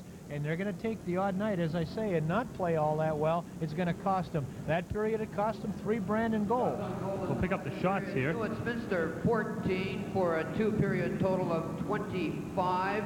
Brandon 13 for a 2-period total of 29. All right, that seems a little misleading right at this point. I don't think I can count that many. Mind you, the Bruins probably got 6 or 7 shots right at the end of the period in the last 2 minutes, but up until that point, they certainly didn't have very many. But they're getting beat a little bit in their own zone, but they are a good hockey club, and we've seen one thing this year: they can win the close ones. All right, we should also mention they had a little shot difficulty in the first period, so we're not 100% sure on those totals tonight, so that might not be the correct total. 4-3 after 2 periods. Brandon leads the New Westminster Bruins. It's now time for WHL Update with Lee Powell.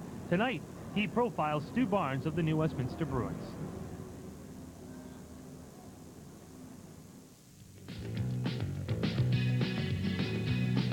A lot of WHL rookies keep a low profile, but it's hard not to notice 16-year-old Stu Barnes of the New Westminster Bruins. He's made a big splash in the early stages of his WHL career, playing on the special teams and showcasing his fine stick handling. Barnes is not surprised at his early success. The reason is his fine line mates. Certainly he's a kind of guy who likes to carry the puck a lot, and whenever we get the chance to go in the corner and try and get it out for him, we try to do all we can. What kind of a point production do you think Stu can come up with this year? I think he's looking for maybe 90, 100 points, I think would be a good goal to set for him. So any less than that wouldn't be a disappointment, but I think he's capable of scoring that many points.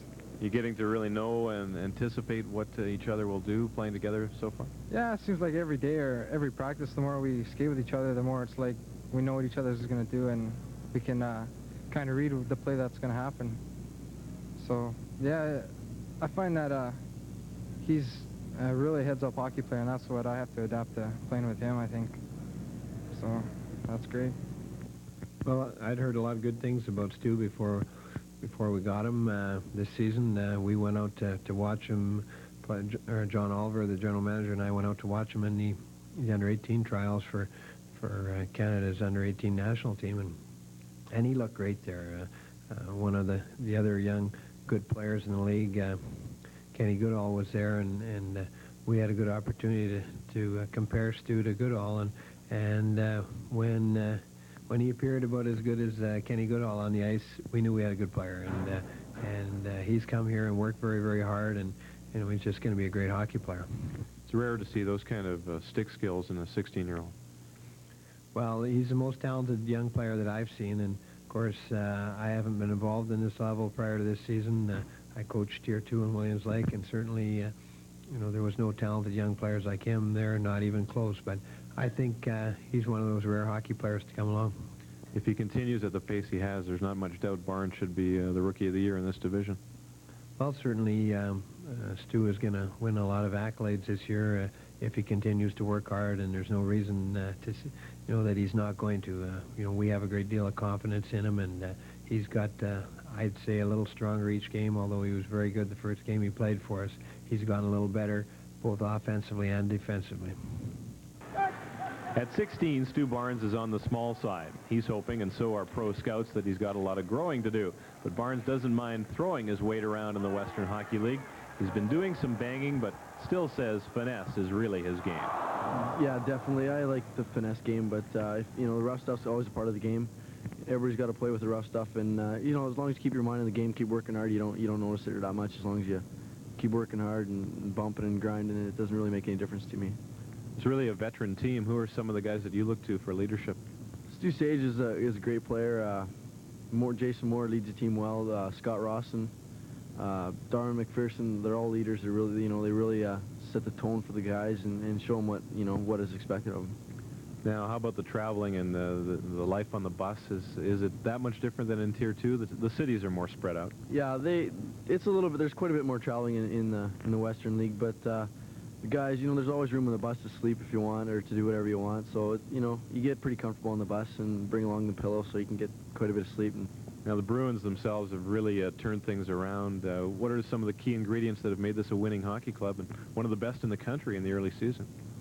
Well, I think the guys are working together a lot more than they did last year. From stories I've heard of last year, it seems like you know, the guys they're gelling a lot better this year, and they're working a lot harder. John Van Orlik is really keeping the guys in line and keeping them their mindset on hockey, and you know, and keeping them working hard. So it's just the all-around attitude in the dressing room, I'd think. You're from Alberta. How do you like the West Coast and the family that you're living with and the whole situation here? It's really nice over there. I like Vancouver itself. New West is a really nice place. Like I said, my billets, they're really great billets. You know, feel really comfortable at home, and everything's working out really well. You don't turn 17 until Christmas Day, which means a double presents, I guess. Yeah. What are your pro hockey aspirations? Do you see that as a realistic goal? I hope so, yeah. I have this season and all of next season before I get drafted. I entered the draft in 1989. So this season I just want to, you know, get some good experience in it and have a good year, and then next year I should have my feet wet and, you know, go in for a big season and hopefully get drafted fairly high. Bruin fans are already becoming familiar with the talents of Stu Barnes. It won't be long before scouts are talking about his name as well, as long as the Bruins keep winning and Barnes continues to shine. Lee Powell for Western 4 Sports.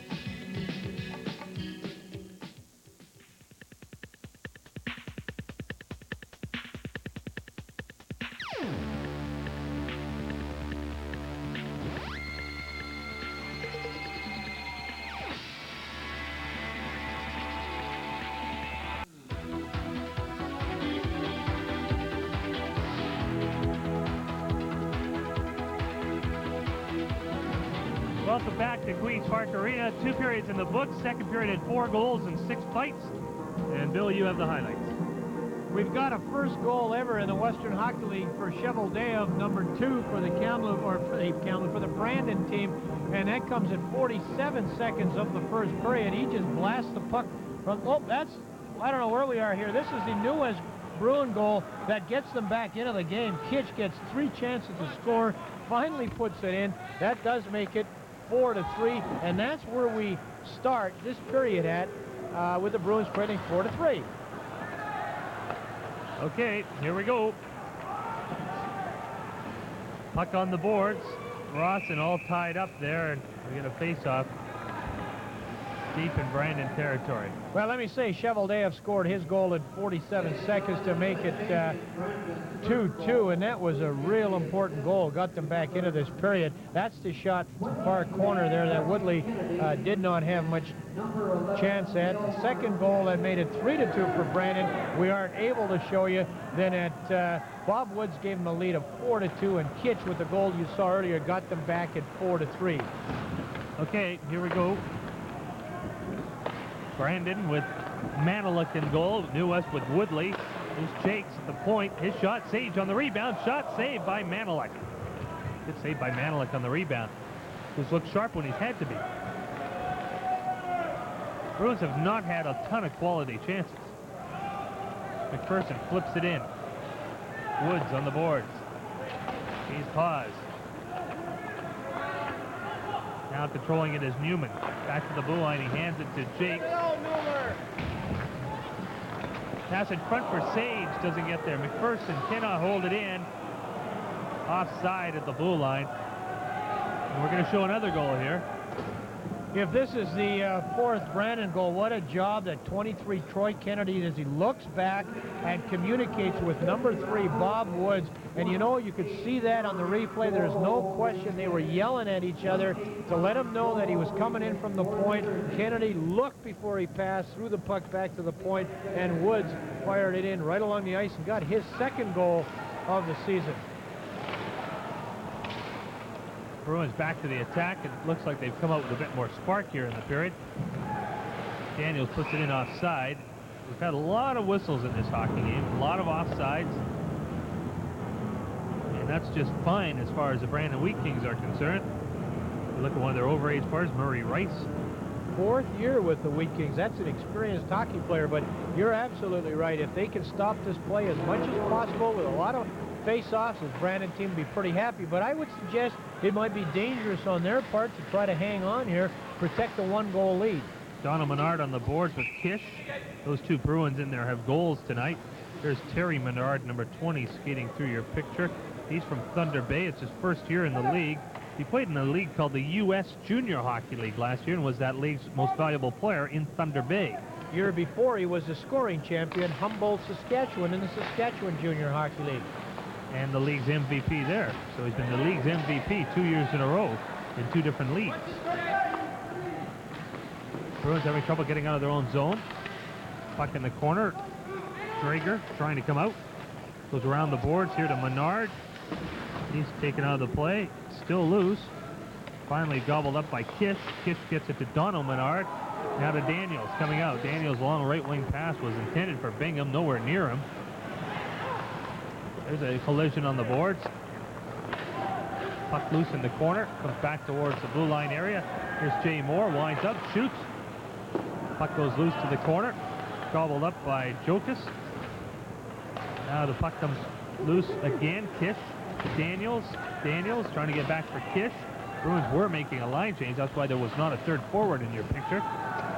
Wheat Kings ice it. Back to get it. McPherson icing the call on Brandon, who lead 4-3. And I suppose, even though there's a lot of hockey, the New West Bruins, Bill, are in danger of losing to the first non-Kamloops team in this Western Hockey League this year. The Kamloops is the only team that's beat them. Well, the thing about losing in these interlocking games is you don't lose points in the standings to anybody within your own division. So, but they're a long way, obviously, from losing this game with 17 minutes left. But that's right, they've only lost to the Kamloops team so far this season. And another amazing part of the Bruins' record this year is that they have not lost 2 consecutive games. And no danger of that happening tonight as they're coming off a win last night in Victoria. Cam Brown, one of many who have been in fights tonight. Flip it in. McPherson trying to get Brown in front of the net. Almost got a stick on a loose puck. Rennie comes back for New Westminster. Long left wing pass gobbled up by LeBrun. In over the blue line. LeBrun winds out, shoots right on, and the goaltender Maneluk makes the save. And again, the shot right at the goaltender. And that's where it's been a lot of the nights. They're just not picking corners. LeBrun is sure picking a lot of players to hit tonight, and he runs another in the far corner. Back comes Cam Brown. Brown in over the blue line, trying to get loose is Odgers. He's tripped up. Play on, says the ref. I thought that should have been a trip. Slash trip. He could have called several plays on that one. McPherson just took the legs right from under him. Barnes back the other way. Drop pass for Rennie, and it's intercepted, shot out. And down the ice, in fact, could be icing. Menard touches it, icing the call. Don't know about another look at it, but I thought the referee might have got a penalty over there for the New West Bruins. They're lucky not to be shorthanded. And he was on that side of the ice standing, I thought, very close to the play. A little trivia for you tonight, Dan. Greg Hoggett from Kamloops has quietly gone about it. We'll pick up the slash there. Boy, that's a pretty obvious penalty. Greg Hoggett from the Kamloops team has quietly broken the assist record in the Western Hockey League. I think it's about 350. Whose assist record did he break? We'll get to that in a moment. Sage on the boards, puts it all the way down the ice. Could be again an icing call. I have no idea. Kevin McCarthy, Winnipeg, I believe they were called the Monarchs or the Winnipeg Clubs at the time, and we know the wonderful season that, or years rather, of service that Kevin McCarthy put in the National Hockey League. And I know you're writing on a piece of paper. I'm getting a note here. It says, who cares? No, I'm not. No, it says, I've opened the floodgates. Uh-oh. We promised never to do this to each other. I think I might have started something. We'll see. But congratulations to Hoggett. We've seen him play some wonderful hockey in this building. Back forward is Cheveldayoff. Wraps it around the boards. He's had a strong game for Brandon. Jaques through center ice. In over the line. Skating quickly by himself for a moment, or trying to do it by himself. Got a shot away, then taken out on the boards. Taken out a second time by Sage. Slashed at by Sage. Jaques still goes after the puck here in the corner. Leaves it for Marquette. Marquette coming out the boards. Marquette centering pass, and it lifted over top the stick of Chad Silver. Did you see the time that he had to come out of the corner with the puck? There's nobody going in after Marquette to make the check. Moore has it to McPherson. McPherson flips it in. Cheveldayoff has possession of the puck. Now he gets it to Murray Rice. Takes a hit, but he's still got the puck away to Silver and over the line. Chad Silver shoots. Stand on it. Hit by Moore. Finished off by Bingham. Bingham on the boards. trying to get possession of the puck. Still loose. Jay Moore's there. Moore ties up his man Menard. Puck's loose on the inboard shot and goal. Good save. Woodley makes a save, and Rice ran right into him afterwards.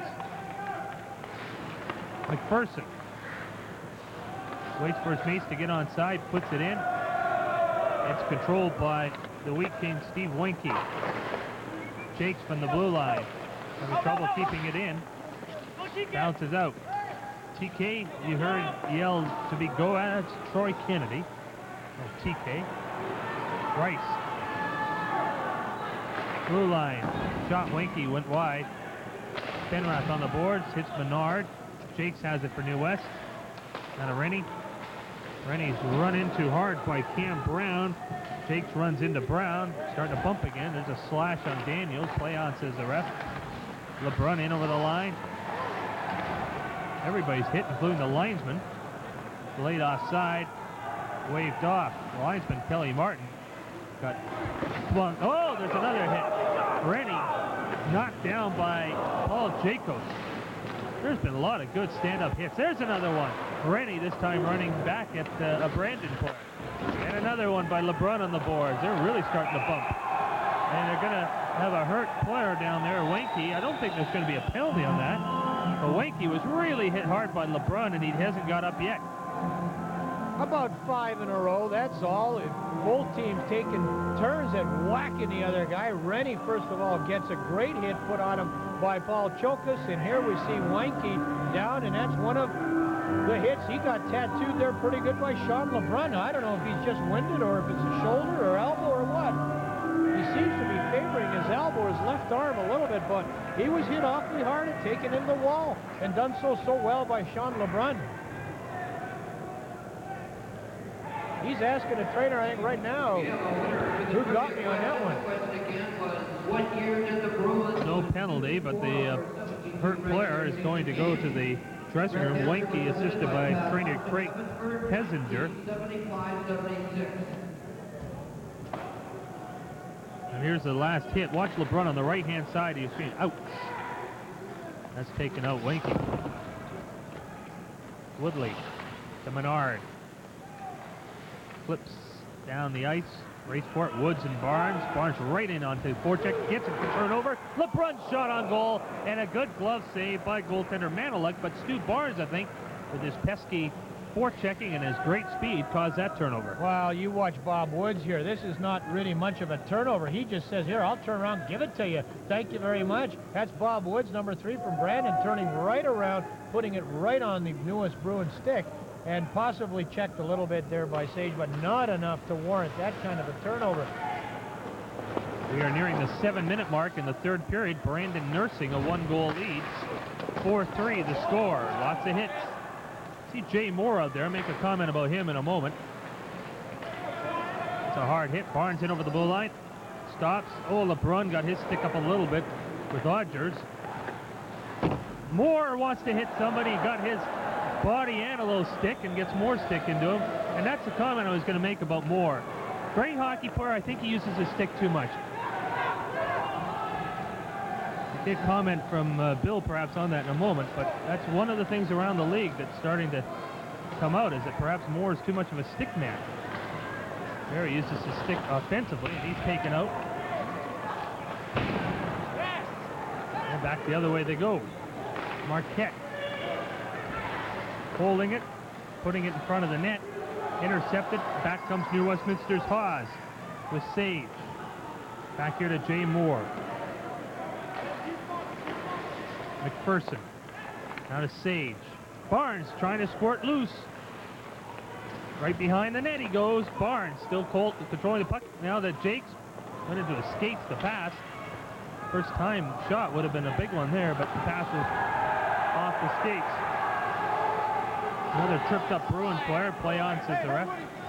Down the ice it goes. Jaques touches it, icing the call. On that last rush into the Brandon zone, there were 4 Brandon Wheat Kings, all back within 15, 20 feet of their net. Very intent. very committed to back checking, coming in and Number covering once up again some for the autograph Bruins players and seeing that everybody that's open, as we've said many times, it's not the guy with the puck that's most dangerous. Many times it's somebody without the puck. And at this point, it looks like Brandon very committed to covering the people that they have to cover in their own zone. Rawson has the puck. No minor penalties in this third period. Very few in the game. There's only been 4 power plays, 3 for Brandon, 1 for New West. And New West scored very quickly with their man advantage. Steve Jaques. Pause. Rawson in on Woods. Spun around, held onto. Ref says play on once more. Kennedy back the other way. I think the referees put the whistle in his pocket. Either that or he's left it in the dressing room, but he's certainly not calling much. You got the feeling if the Bruins can get a power play, they might be able to get something going. They trail 4-3. Sage with the puck and back to the Bruins. Shot, kick saved by Maneluk, and is backhanded out. Back for Menard. Icing the call on the Brandon Wheat Kings. Comment about your question about Jason Moore. I don't know. As you get a look at Coach Pezim, who really doesn't have a great record in the Western Hockey League at 93 wins, 224 losses, but I don't think I've noticed Jason Moore play more physical this year than at any time that I've watched him play. And I really don't have the numbers in front of me to see what kind of stick penalties that he does or that he has incurred, but there may be some concern by the organization that obviously have better access to records at that sort than we have right here. I just kind of like the way he's playing. He's certainly getting involved a little bit more physically than he ever did last year. And as far as the games that I've done and that we've seen here, Dad, I would say no to this point. He hasn't, but we haven't seen all of them. And he touches the puck there for an icing call. It's Jay Moore on your screen, and you're right, he has played very well. Mark Pezim, coach of the Brandon Wheat Kings. I wonder what kind of feeling it is for Bill Shinsky, their general manager, being in this building tonight as an opposing GM. That has never happened before. No, it would certainly take him probably the first 2 periods to end up sitting on the right side of the building, I'm sure. He finds himself over in the New West section, I guess, or the New West crowd. And incidentally, speaking of crowds, the Bruins have drawn over 4,000 fans into this building the last couple games. We've got a pretty good crowd here tonight. Another crowd of over 2,000 for an interlocking game. Fans are speaking with their wallets that they like this interlock. There's a Brandon bench and some of the crowd here, hoping the Bruins will come back from a 1-goal deficit. They have half a period to do so. The number they're calling out right now is for the 50-50 at $459 for anybody that's interested. You got a ticket?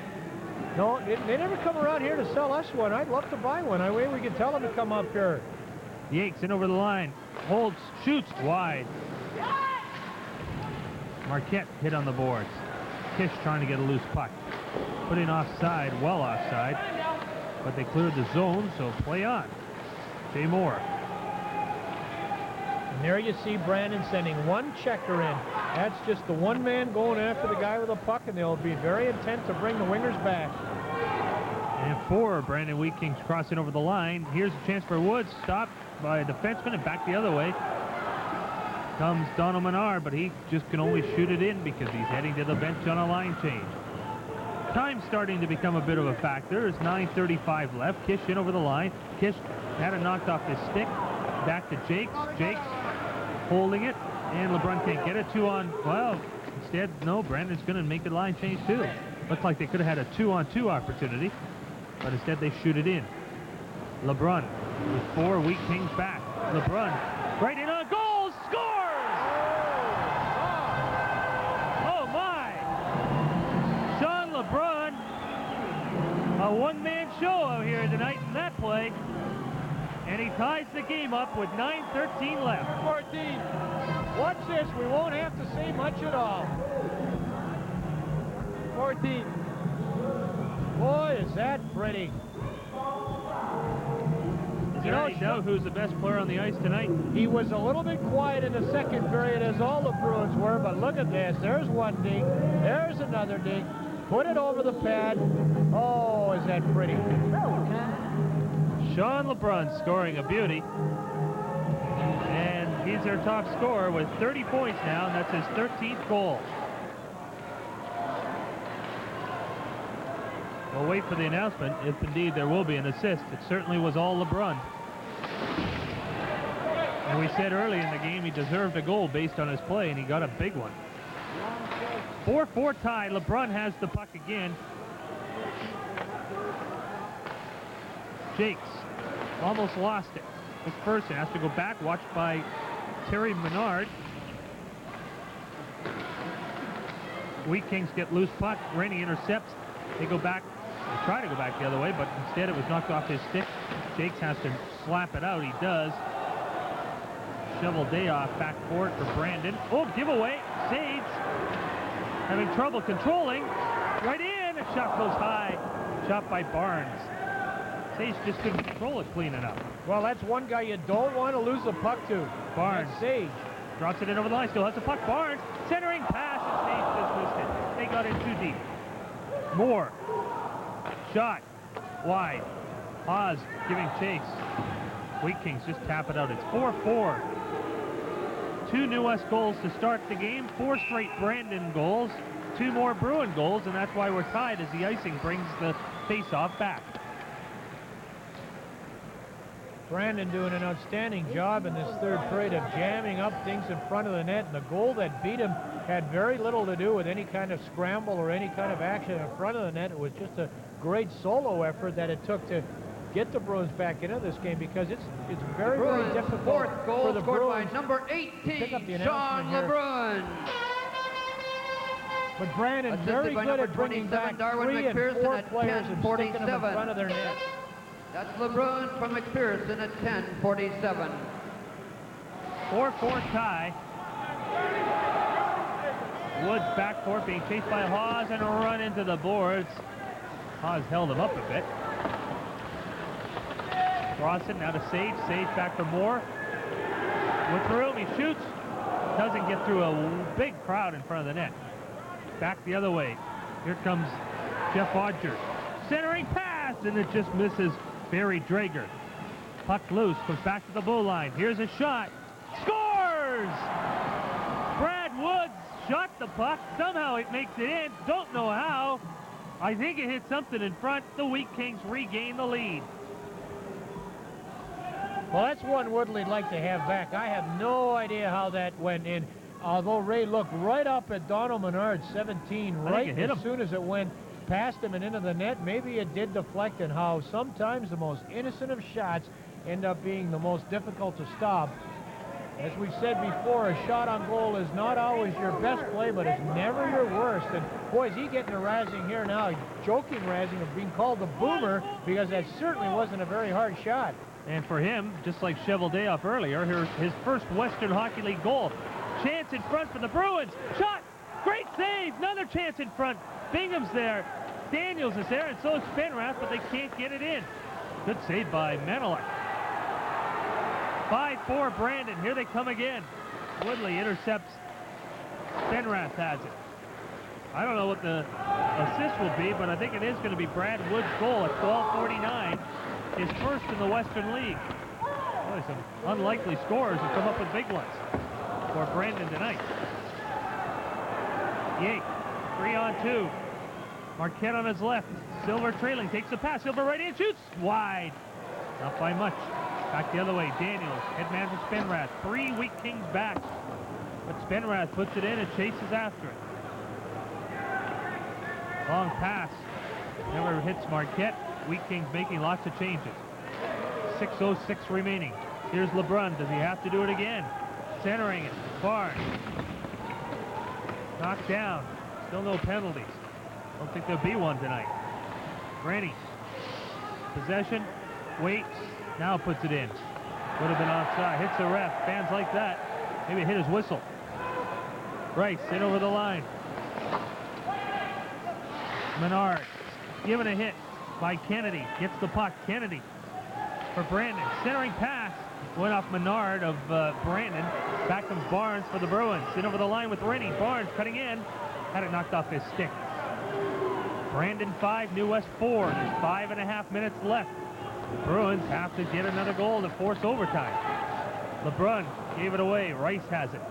Flipped out to center ice. New Westminster has not lost to any team other than Kamloops this year. That string may come to an end tonight. The water bottle's on the ice. Don't know how that happened. There's a heavy hit. LeBrun made that one again. Probably his 10th of the night. Barnes from behind the goal. Pause. Barnes. Pause from out from behind. Oh, why didn't he pass to Barnes? He tried to come in at the side of the net. Barnes was all alone in the slot. There's a chance. That shot either knocked down by the goal, I think it was. Another chance in front. That goes wide. Bruins putting on pressure. Brandon's got to get it out, and they do. Out to center ice. 4.5 minutes remaining. Brandon leading by 1. And he'll be content to dump it in. McPherson will try to dump it out. And he puts it right onto a Brandon stick. Woods in his own zone. Save. Knocks it out to center. Offside delayed. Woods brings it out. Pass to Marquette. Trying to make a move. Forgot the puck. Moore knocked it off his stick. Rawson has it. 4 minutes left. Bruins fans saying, let's hurry. In over the line. Jaques did a good job back-checking. Brandon knocks it out. Just be dumping it out now. In over the line. Woods gets it. For Brandon. Can't get it out. Yes, he did get it out. Jaques brought it in on the offside. Brandon's 5th goal scored by number 6, Brad Woods. Assisted by number 18, Jeff Odgers, and number 26, Cam Brown. Time of the goal, 12:49. That's Woods from Odgers and Brown at 12. What do you think of this Brandon performance tonight?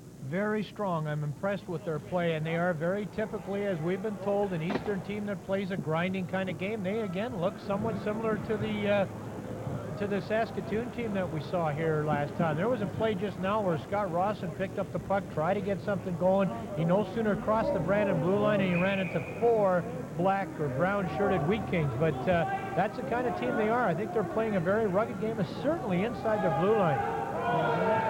But it's really strange that in 2 weeks in a row, it was last Sunday night that a kind of a strange goal that bounced off the end boards, handcuffed Woodley, and ended up with an open net for the Saskatoon players. A very key goal in a 3-3 game. And tonight, it looks like a winning goal might have been scored on a rather innocent shot from the blue line that got through a couple players. But it's not over yet. 3.5 minutes left. Here comes Brandon's number 19, Malone.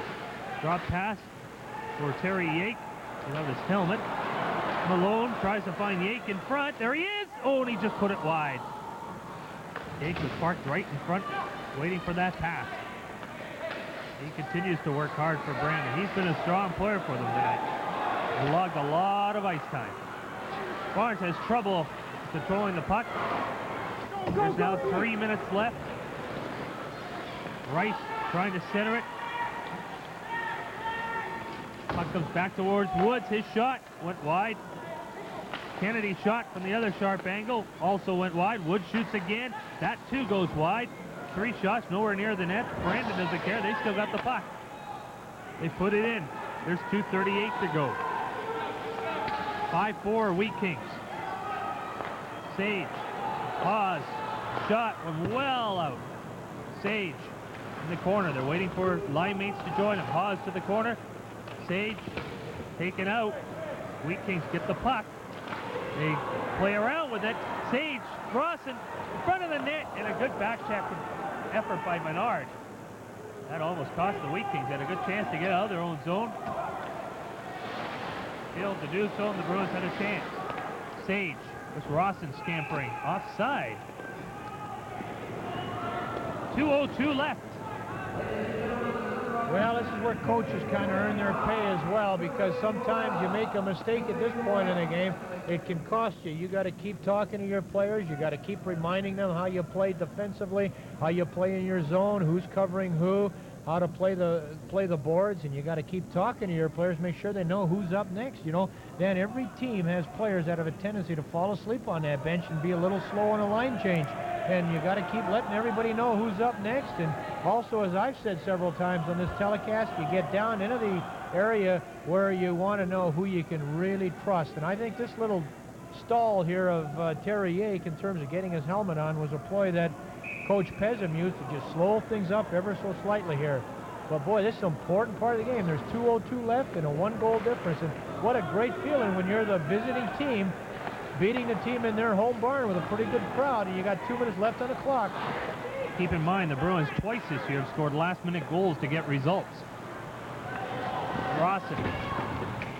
Sage behind the net, can't get it. Wheat Kings get it first. Odgers comes out of his own zone through center ice, flips it in. Off the inboards, goes to Jay Moore.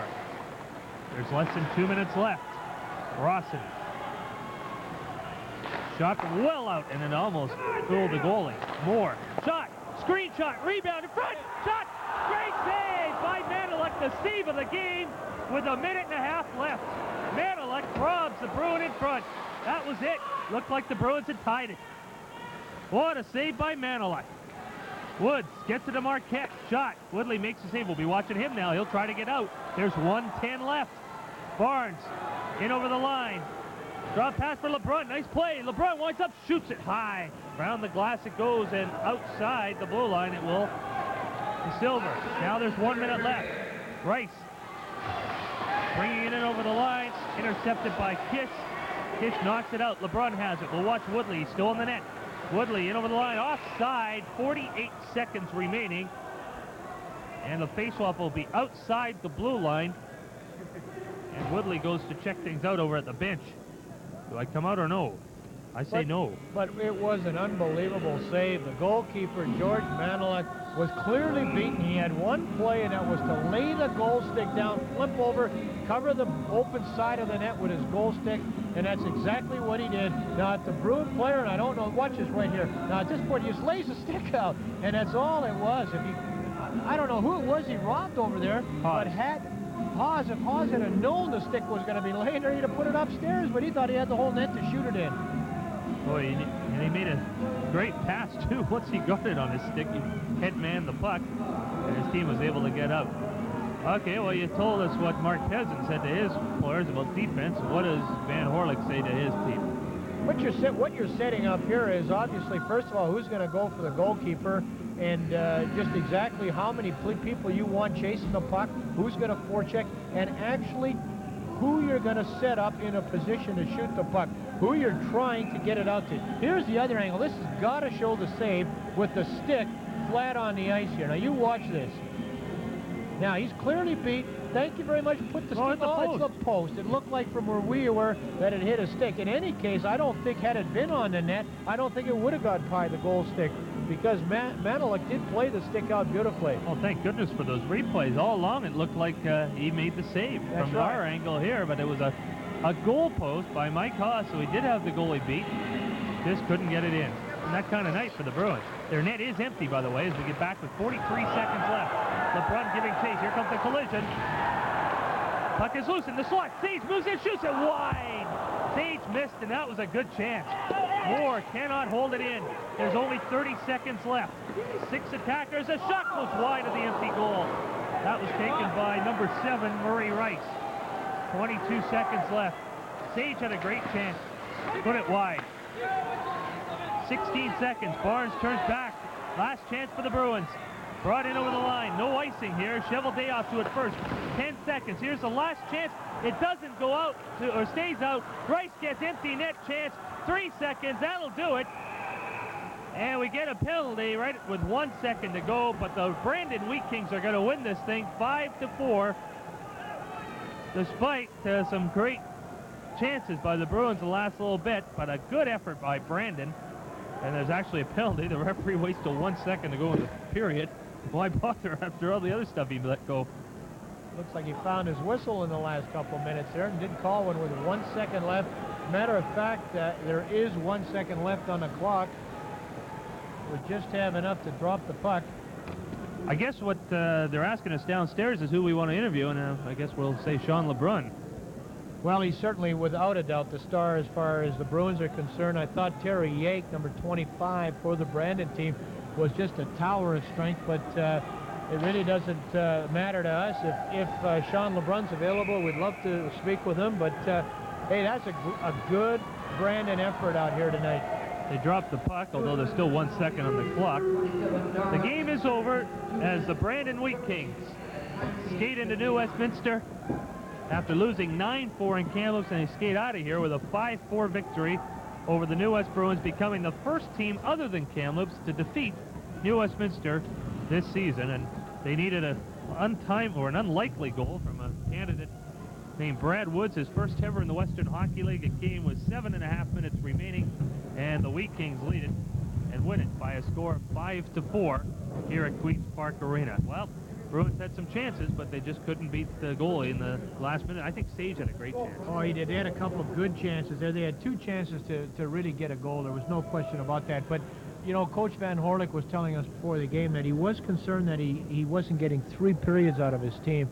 They were playing very well in spots, maybe 1, maybe 2 periods, but to get 3 periods was really a concern because they had, in many cases, as far as he was concerned, kind of won some games, if you want to call it winning ugly. But be that as it may, they didn't play well in their own zone. But Brandon, you know, Dan, Brandon actually being down 2-0 ended up outscoring New West 5-2. And any team that can come into this building against this team right here and outscore them at a point in the game 5-2 deserves to win. Our 3 stars tonight were Sean LeBrun, Troy Kennedy, and Terry Jaques. 3 pretty good hockey players out there tonight, but I still think LeBrun was the best player out there. And it's very nice to see LeBrun out there right now with Troy Kennedy shaking hands as they're coming over here, and that's the kind of sportsmanship you like to see. But, you know, very impressed with the Brandon comeback, Dan. As I said before, I thought the Bruins did not play well in their own zone, and I think that ended up costing them. It was a strength of the second period. They got outscored 3-1 in the second period, and that ultimately cost them the hockey game. And I think just before we do the interview, is that going to be during the interview? Okay, that'll be during the interview. The New West Bruins tonight, I think, can be forgiven to have a lethargic performance, because I honestly think that they were a little more lethargic than what we see. They were. They were lethargic after that first period, because I thought they were outstanding. Really, that was a fine effort. We got to remind our viewers that Brandon did score with 18:52 in the period, and ended up at the end of the first period. That made a big difference. That got him back into the game. Okay, we're waiting for our stars to join us, Sean LeBrun, and we'll go down there right now with Sean LeBrun, and we thank you very much for being with us. I know it's pretty tough after a loss, Sean, but let me tell you this right off the bat. If that isn't your finest game of the year, from a personal standpoint, I'd like to see the one that was. You have to be very pleased. Well, thanks a lot, Dan. What can I say? I think that altogether we played a pretty good game. I haven't been feeling well, so I just went out there and tried to concentrate on taking the body and not trying to do too much with the puck. Boy, did you take the body tonight. I don't know how many hits you had, but it was at least 10. Are you happy with that? Oh, yeah, that's what I always set out to do, so yeah, I'm pretty happy. And the goal we're going to look at in a minute here. In fact, we're looking at it right now. Can you just describe your goal that tied it briefly? I was just breaking down the wing, and I tried to fake like I was going to go wide, and the defenseman came over, so I just slipped the puck over, and I just kept going, and no one tried to hit me. They just tried to go for the puck. Bill Wilms has some questions for you. Sean, we thought that you guys were outstanding in the first period. I thought your forwards were very strong in the Brandon zone, but I mentioned several times on our telecast, I thought I'd seen you guys play better defensively in your own zone. It didn't seem like you were finishing checks that well back there. Were they giving you a little trouble? I think, yeah, they were swarming us pretty bad. I think that we had a little trouble getting the puck off the boards at first, but yeah, offensively we didn't do too bad, but I think if we would have improved in our own end in the first period, it would have been a different game. Because we thought it was like night and day difference between the first period and the second period. You know, they did outscore you 3-1 in the second period. It's not often you're going to see teams come in here and beat you guys in one period as badly as they did in the second.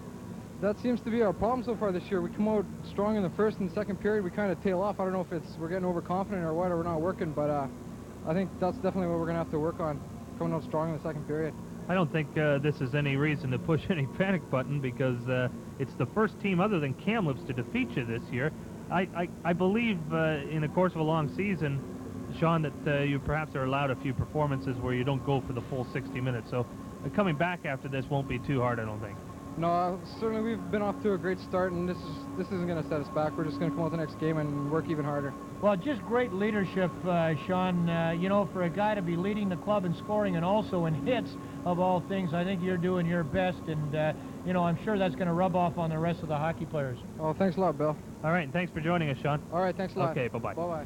Sean LeBrun, the first star, despite the fact his team loses 5-4 tonight against the Brandon Wheat Kings, and we gave Troy Kennedy the second star. Strong game for him, and Terry Jaques, third star, and again, full marks to Brandon for coming in here and grinding the Bruins. They did a great job, and we've heard that is what Eastern teams play like, and if that's the case, we're more than anxious to see the rest of the teams come out here that we're going to cover this year. And how do you think the Bruins will respond to the loss? Well, that obviously is what you don't win. You don't build a lot of team spirit on winning. You know, that sort of starts the ball rolling. That's what usually gets you going. But you really build strength, and teams build character on losses. And again, they lost a game that possibly with a little more effort, a little bit of a 60-minute effort, they could have won. But those kind of losses never hurt you. All right, Bill, enjoyed your comments throughout the night. Hope you enjoyed our telecast. 5-4, Brandon wins it over the New Westminster Bruins. My thanks to Paul Bertel and the fine Western 4 staff at Queen's Park Arena. Hope you enjoyed it. Brandon 5, New Westminster 4. For Bill Wilms, Paul Bertel, and his fine staff, this is Dan Russell saying so long from Queen's Park Arena in New Westminster.